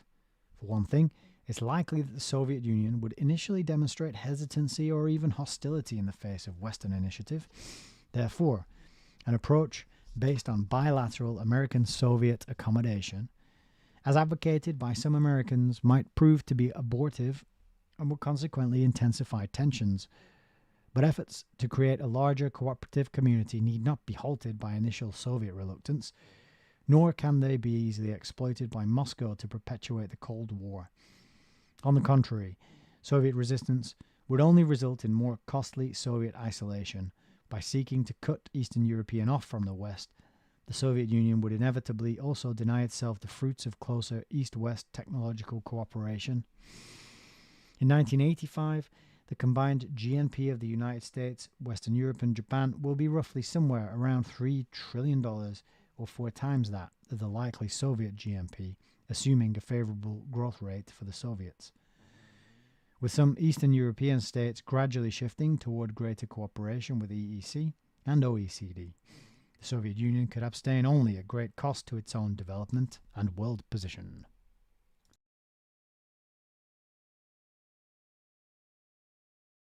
I feel like I've got a bit of phlegm in my throat that I can't quite shift. So he's basically giving his analysis of what needs to happen and how more standardization can take place between the various countries, regions, powers of the globe. It's a playbook. Now, is it a plan that had already been hatched, or is he showing this is how I would do it, knowing that there are people out there trying to work on getting this done? So we got the last section of the chapter and the book. It's risks and advantages. The shaping of such a community may well provoke charges that its emergence would accentuate the divisions in a world already threatened by fragmentation. The answer to such objections is twofold. First, division already exists, and our present problem is how best to deal with it. As long as the advanced world is itself divided and in conflict, it will be unable to formulate coherent goals. The less developed countries may even be benefiting from the internal rivalries in the developed world, which incite it to compete in extending aid. But since such aid tends to be focused on short-term political advantages to the donor, it is subject to political fluctuations and may decline as the rivalry declines in intensity. Second, the emergence of a more cooperative structure among the more developed nations is likely to increase the possibility of long-range strategy for international development based on the emerging global consciousness rather than on old rivalries. Yes, just that organic, naturally evolving, emerging global consciousness. It could hence diminish the desire for immediate political payoffs and thus pave the way for more internationalized, multilateral foreign aid. While the vexing problems of tariffs and trade with the Third World are not likely to disappear, they might become more manageable in a setting that reduces both the impediments to truly international production and consequently a given country's stake in this or that protective arrangement. The underlying motivation for such a community is, however, extremely important. If this community does not spring from fear and hatred, but from a wider recognition that world affairs will have to be conducted on a different basis, it would not intensify world divisions as have alliances in the past, but would be a step toward greater unity. Its appearance would therefore assist and perhaps even accelerate the further development of present world bodies, such as the World Bank, which are in any case de facto institutions of the developed world geared to assisting the Third World. A greater sense of, by assisting, I think what it means there is enslaving. A greater sense of community within the developed world would help to strengthen these institutions by backing them with the support of public opinion. It might also eventually lead to the possibility of something along the lines of a global taxation system.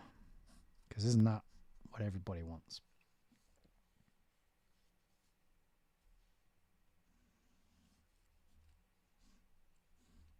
More specifically, America would gain several advantages from its identification with a larger goal. Such a goal would tend to reduce the increasing danger of American isolation in the world. This isolation is unavoidably being intensified by the problems associated with America's domestic leap into the future. Moreover, the United States cannot shape the world single-handed, even though it may be the only force capable of stimulating common efforts to do so. By encouraging and becoming associated with other major powers in a joint response to the problems confronting man's life on this planet, and by jointly attempting to make deliberate use of the potential offered by science and technology, the United States would more effectively achieve its often proclaimed goal. The quest for that goal cannot, however, be geographically confined to the Atlantic world, nor should its motivation be even implicitly derived from security fears stimulated by a major outside power. One reason for the declining popular appeal of the Atlantic concept is the latter's association with the conditions of post-World War II Europe and with the fear of Soviet aggression. While such a concept was a bold idea at the time, it's now historically and geographically limited. A broader, more ambitious, and more relevant approach is called for by the recognition that the problems of the 1970s will be less overtly ideological, more diffuse. They will be more widely they will more widely reflect the malaise of a world that is still unstructured politically and highly inegalitarian economically. Such an approach would also tend to end the debate over American globalism. The fact is that much of the initiative and impetus for an undertaking on so grand a scale will have to come from the United States, given the old divisions in the advanced world and the weaknesses and parochialism of the developing nations. The absence of constructive American initiative would at the very least perpetuate the present drift in world affairs. That drift cannot be halted if the United States follows the path which it is now fashionable to advocate, disengagement. Even if, despite the weight and momentum of its power, America could disengage itself, there is something quaintly old-fashioned in the eloquent denunciation of United States global involvement, especially when it comes from Europeans who have shown a less than admirable ability to maintain world peace. Moreover, even the most brilliant indictment of United States policy cannot erase the fact that despite its allegedly long record of errors and misconceptions, the United States has somehow become the only power that has begun to think in global terms and actively seek constructive worldwide arrangements. In this connection, it is revealing to note that initiatives such as the Test Ban Treaty or the Non-Proliferation Treaty were opposed by governments habitually praised by some critics of United States global involvement. This country's commitment to international affairs on a global scale has been decided by history. It cannot be undone, and the only remaining relevant question is what its form and goals will be. The debate on globalism did, however, perform one useful function. Though much of the criticism did not provide a meaningful policy program, the debate prompted greater recognition of the need to redefine America's world role in the light of new historical circumstances. Thrust into the world by its own growth and by the cataclysms of 2 world wars, America first actively promoted and then guaranteed the West's economic recovery and military security. This posture, of necessity heavily marked by military preoccupations, has increasingly shifted toward a greater involvement with the less political and more basic problems that mankind will face in the remaining third of the century. John Kennedy caught the essence of America's novel position in the world when he saw himself as the first American president for whom the whole world was, in a sense, domestic politics. Indeed, Kennedy was the first, quote, globalist president of the United States. Wow, interesting claim. Roosevelt, for all his internationalism, essentially believed in an 1815-like global arrangement in which the Big Four would have specific spheres of influence. Truman primarily responded to a specific communist challenge, and his policies indicated a clear regional priority. Eisenhower continued on the same course, occasionally applying European precedents to other regions. These shifts were symptomatic of the changing United States role. With Kennedy came a sense that every continent and every people had the right to expect leadership and inspiration from America, and that America owed an almost equal involvement to every continent and every people. Kennedy's evocative style, in which some ways appealed more to emotion than to intellect, stressed the universal humanism of the American mission, while his romantic fascination with the conquest of space reflected his conviction that America's scientific leadership was necessary to its effective world role. Global involvement is, however, qualitatively different from what has to date been known as foreign policy. It is inimical to clear-cut formulas and traditional preferences, but this intellectual complexity does not negate the fact that, for better or for worse, the United States is saddled with major responsibility for shaping the framework for change. This point of view is subject to easy misrepresentation and is highly unpopular in some circles. World conditions do not call for a Pax Americana, nor is this the age of American omnipotence. Nevertheless, It is a fact that unless the United States, the first global society, uses its preponderous influence to give positive direction and expression to the accelerating pace of change, that change not only might become chaos when linked to old conflicts and antipathies, but could eventually threaten the effort to improve the nature and character of American domestic life. To sum up, though the objective of shaping a community of the developed nations is less ambitious than the goal of world government, it is more attainable. It is more ambitious. Just funny that he mentioned world government there. It is more, it's kind of like, well, you know, world government, that's a long shot, but how about this instead?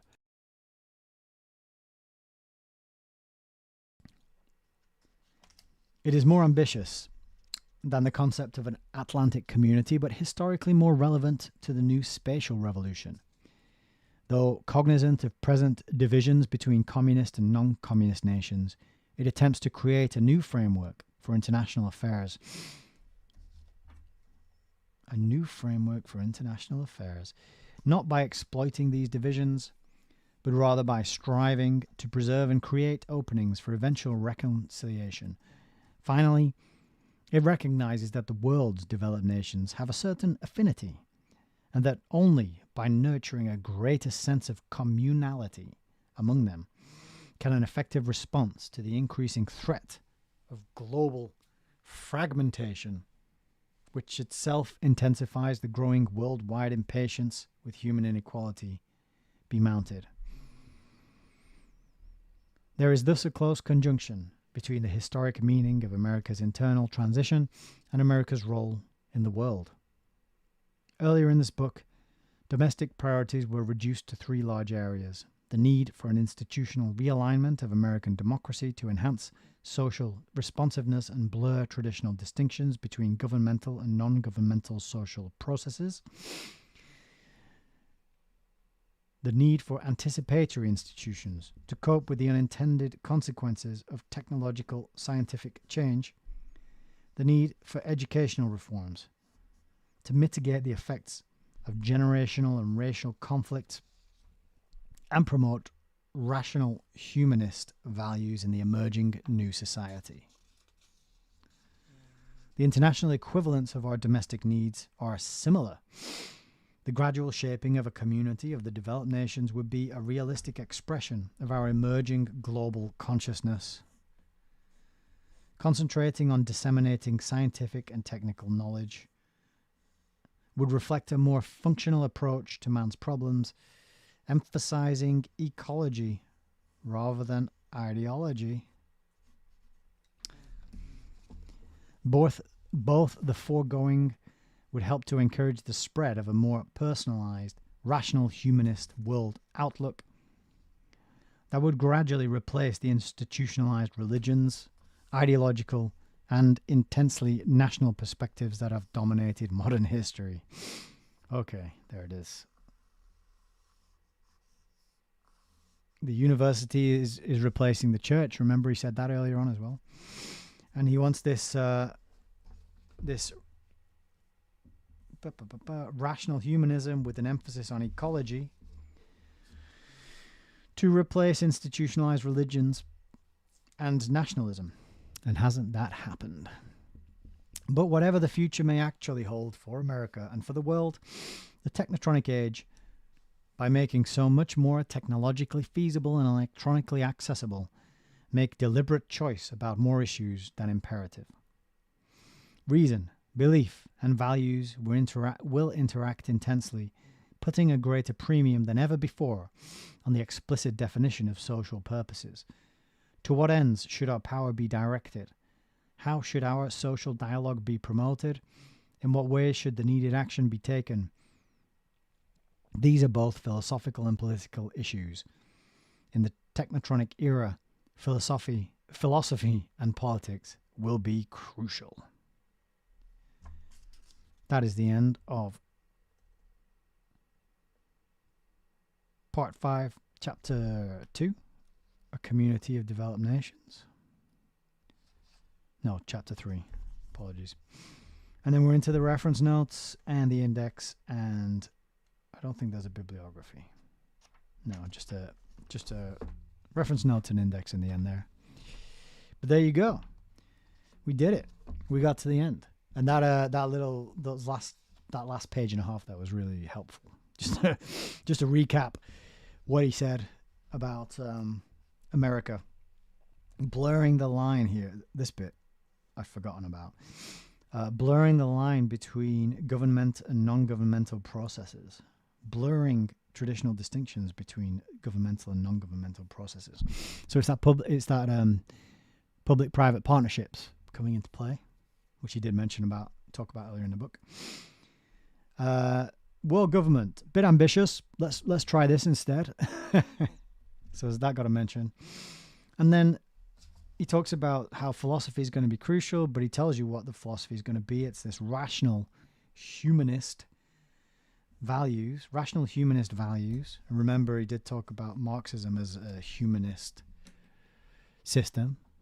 Rational humanist values, emphasizing ecology. So that's your green movement. That's your sustainable development, SDGs, Agenda 21 type stuff. And nationalism and institutionalized religions have got to go. Boom. Get rid of them. And that was in 1970. He told us the plan.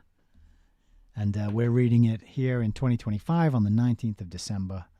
Thank you all for hanging out and getting to the end of the book with me. Now, I have added all these to a playlist on YouTube and Rumble.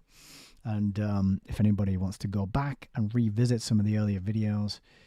And what a good read. I'm so glad we worked our way through that and took our time to learn from Zbigniew Brzezinski. And yeah, I saw Heidi, you put some crystal balls there in the chat. It does seem a bit like that, doesn't it, reading this book? Like he knew what the future was going to be, and or at least when he wrote this down, Rockefeller comes along and reads it and go, yeah, it sounds good actually. Let's make this happen. You know, it's kind of like somebody with a good idea being funded by seed money to get his startup up and running, right?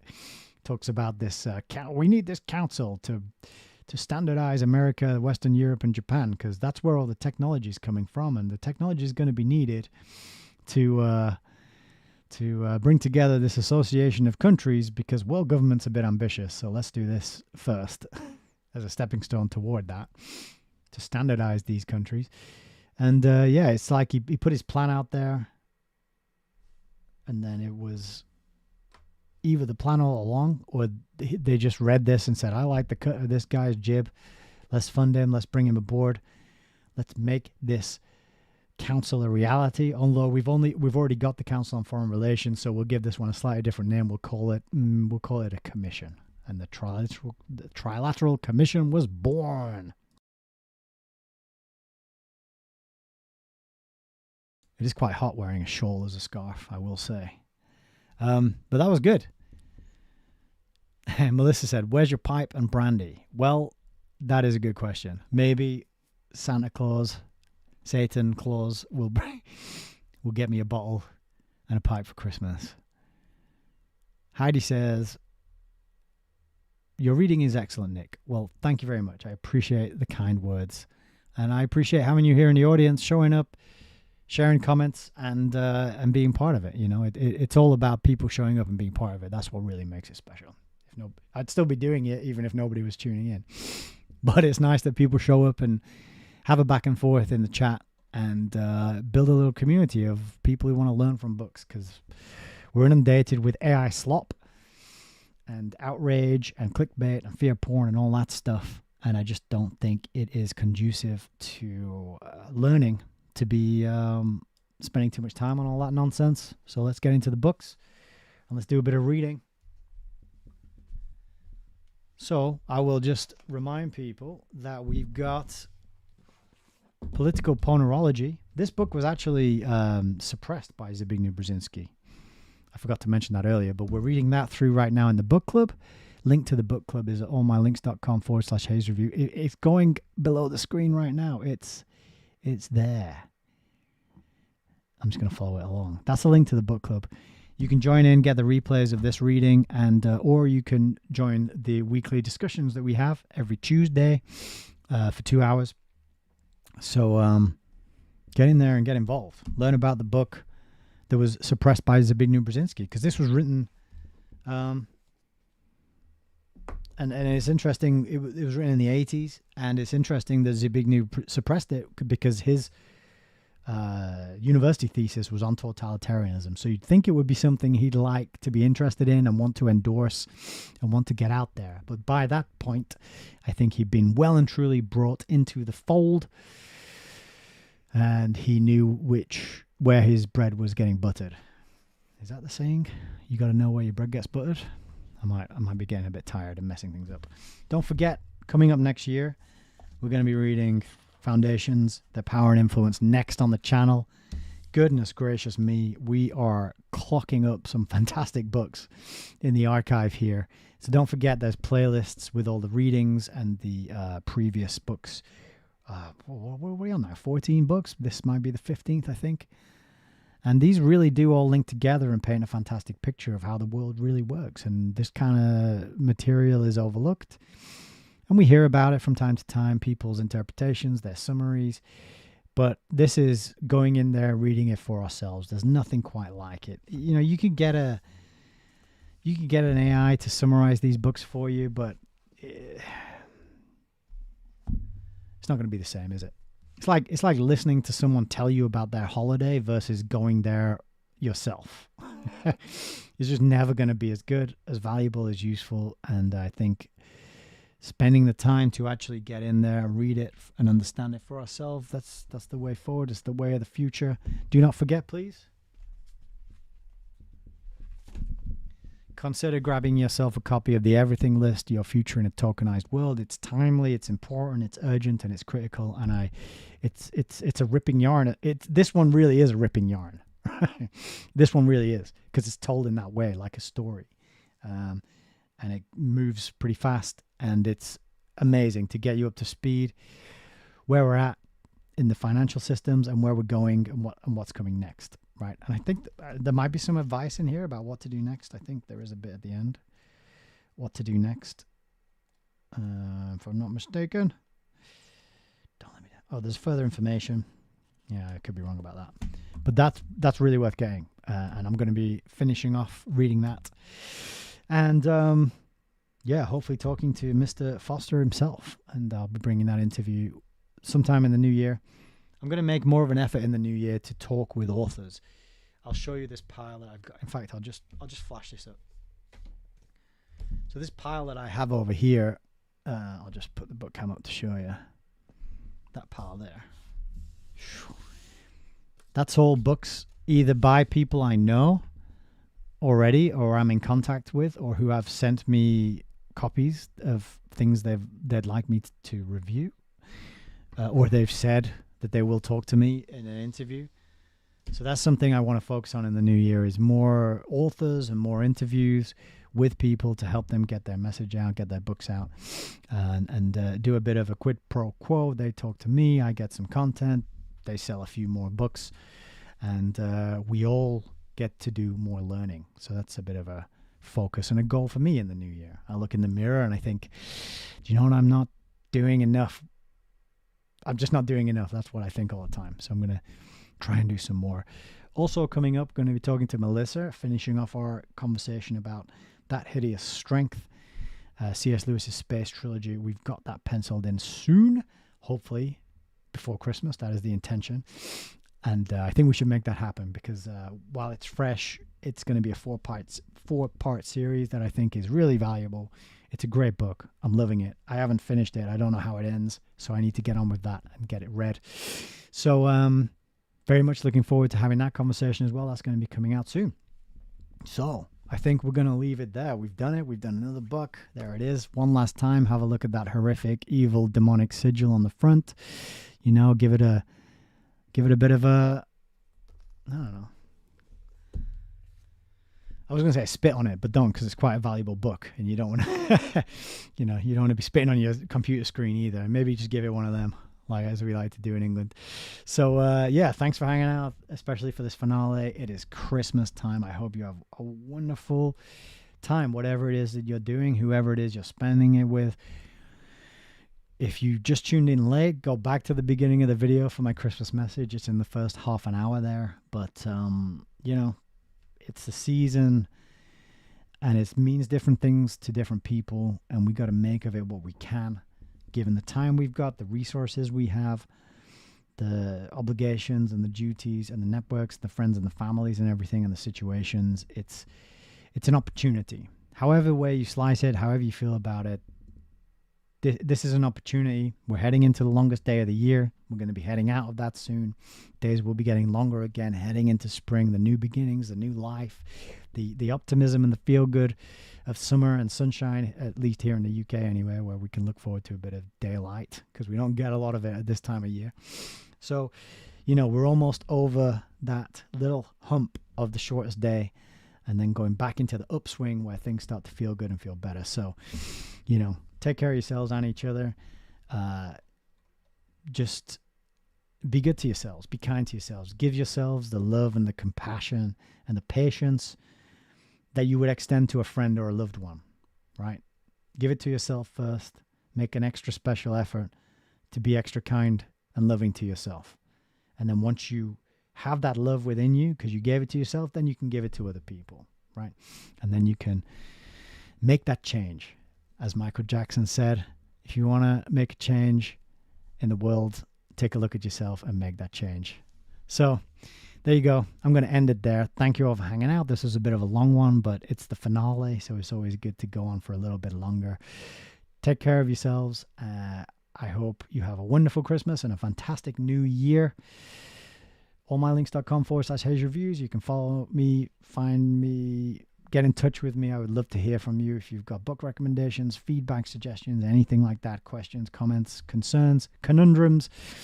I think that's all the C's I can think of right now. So take care, and I will see you next time. God bless.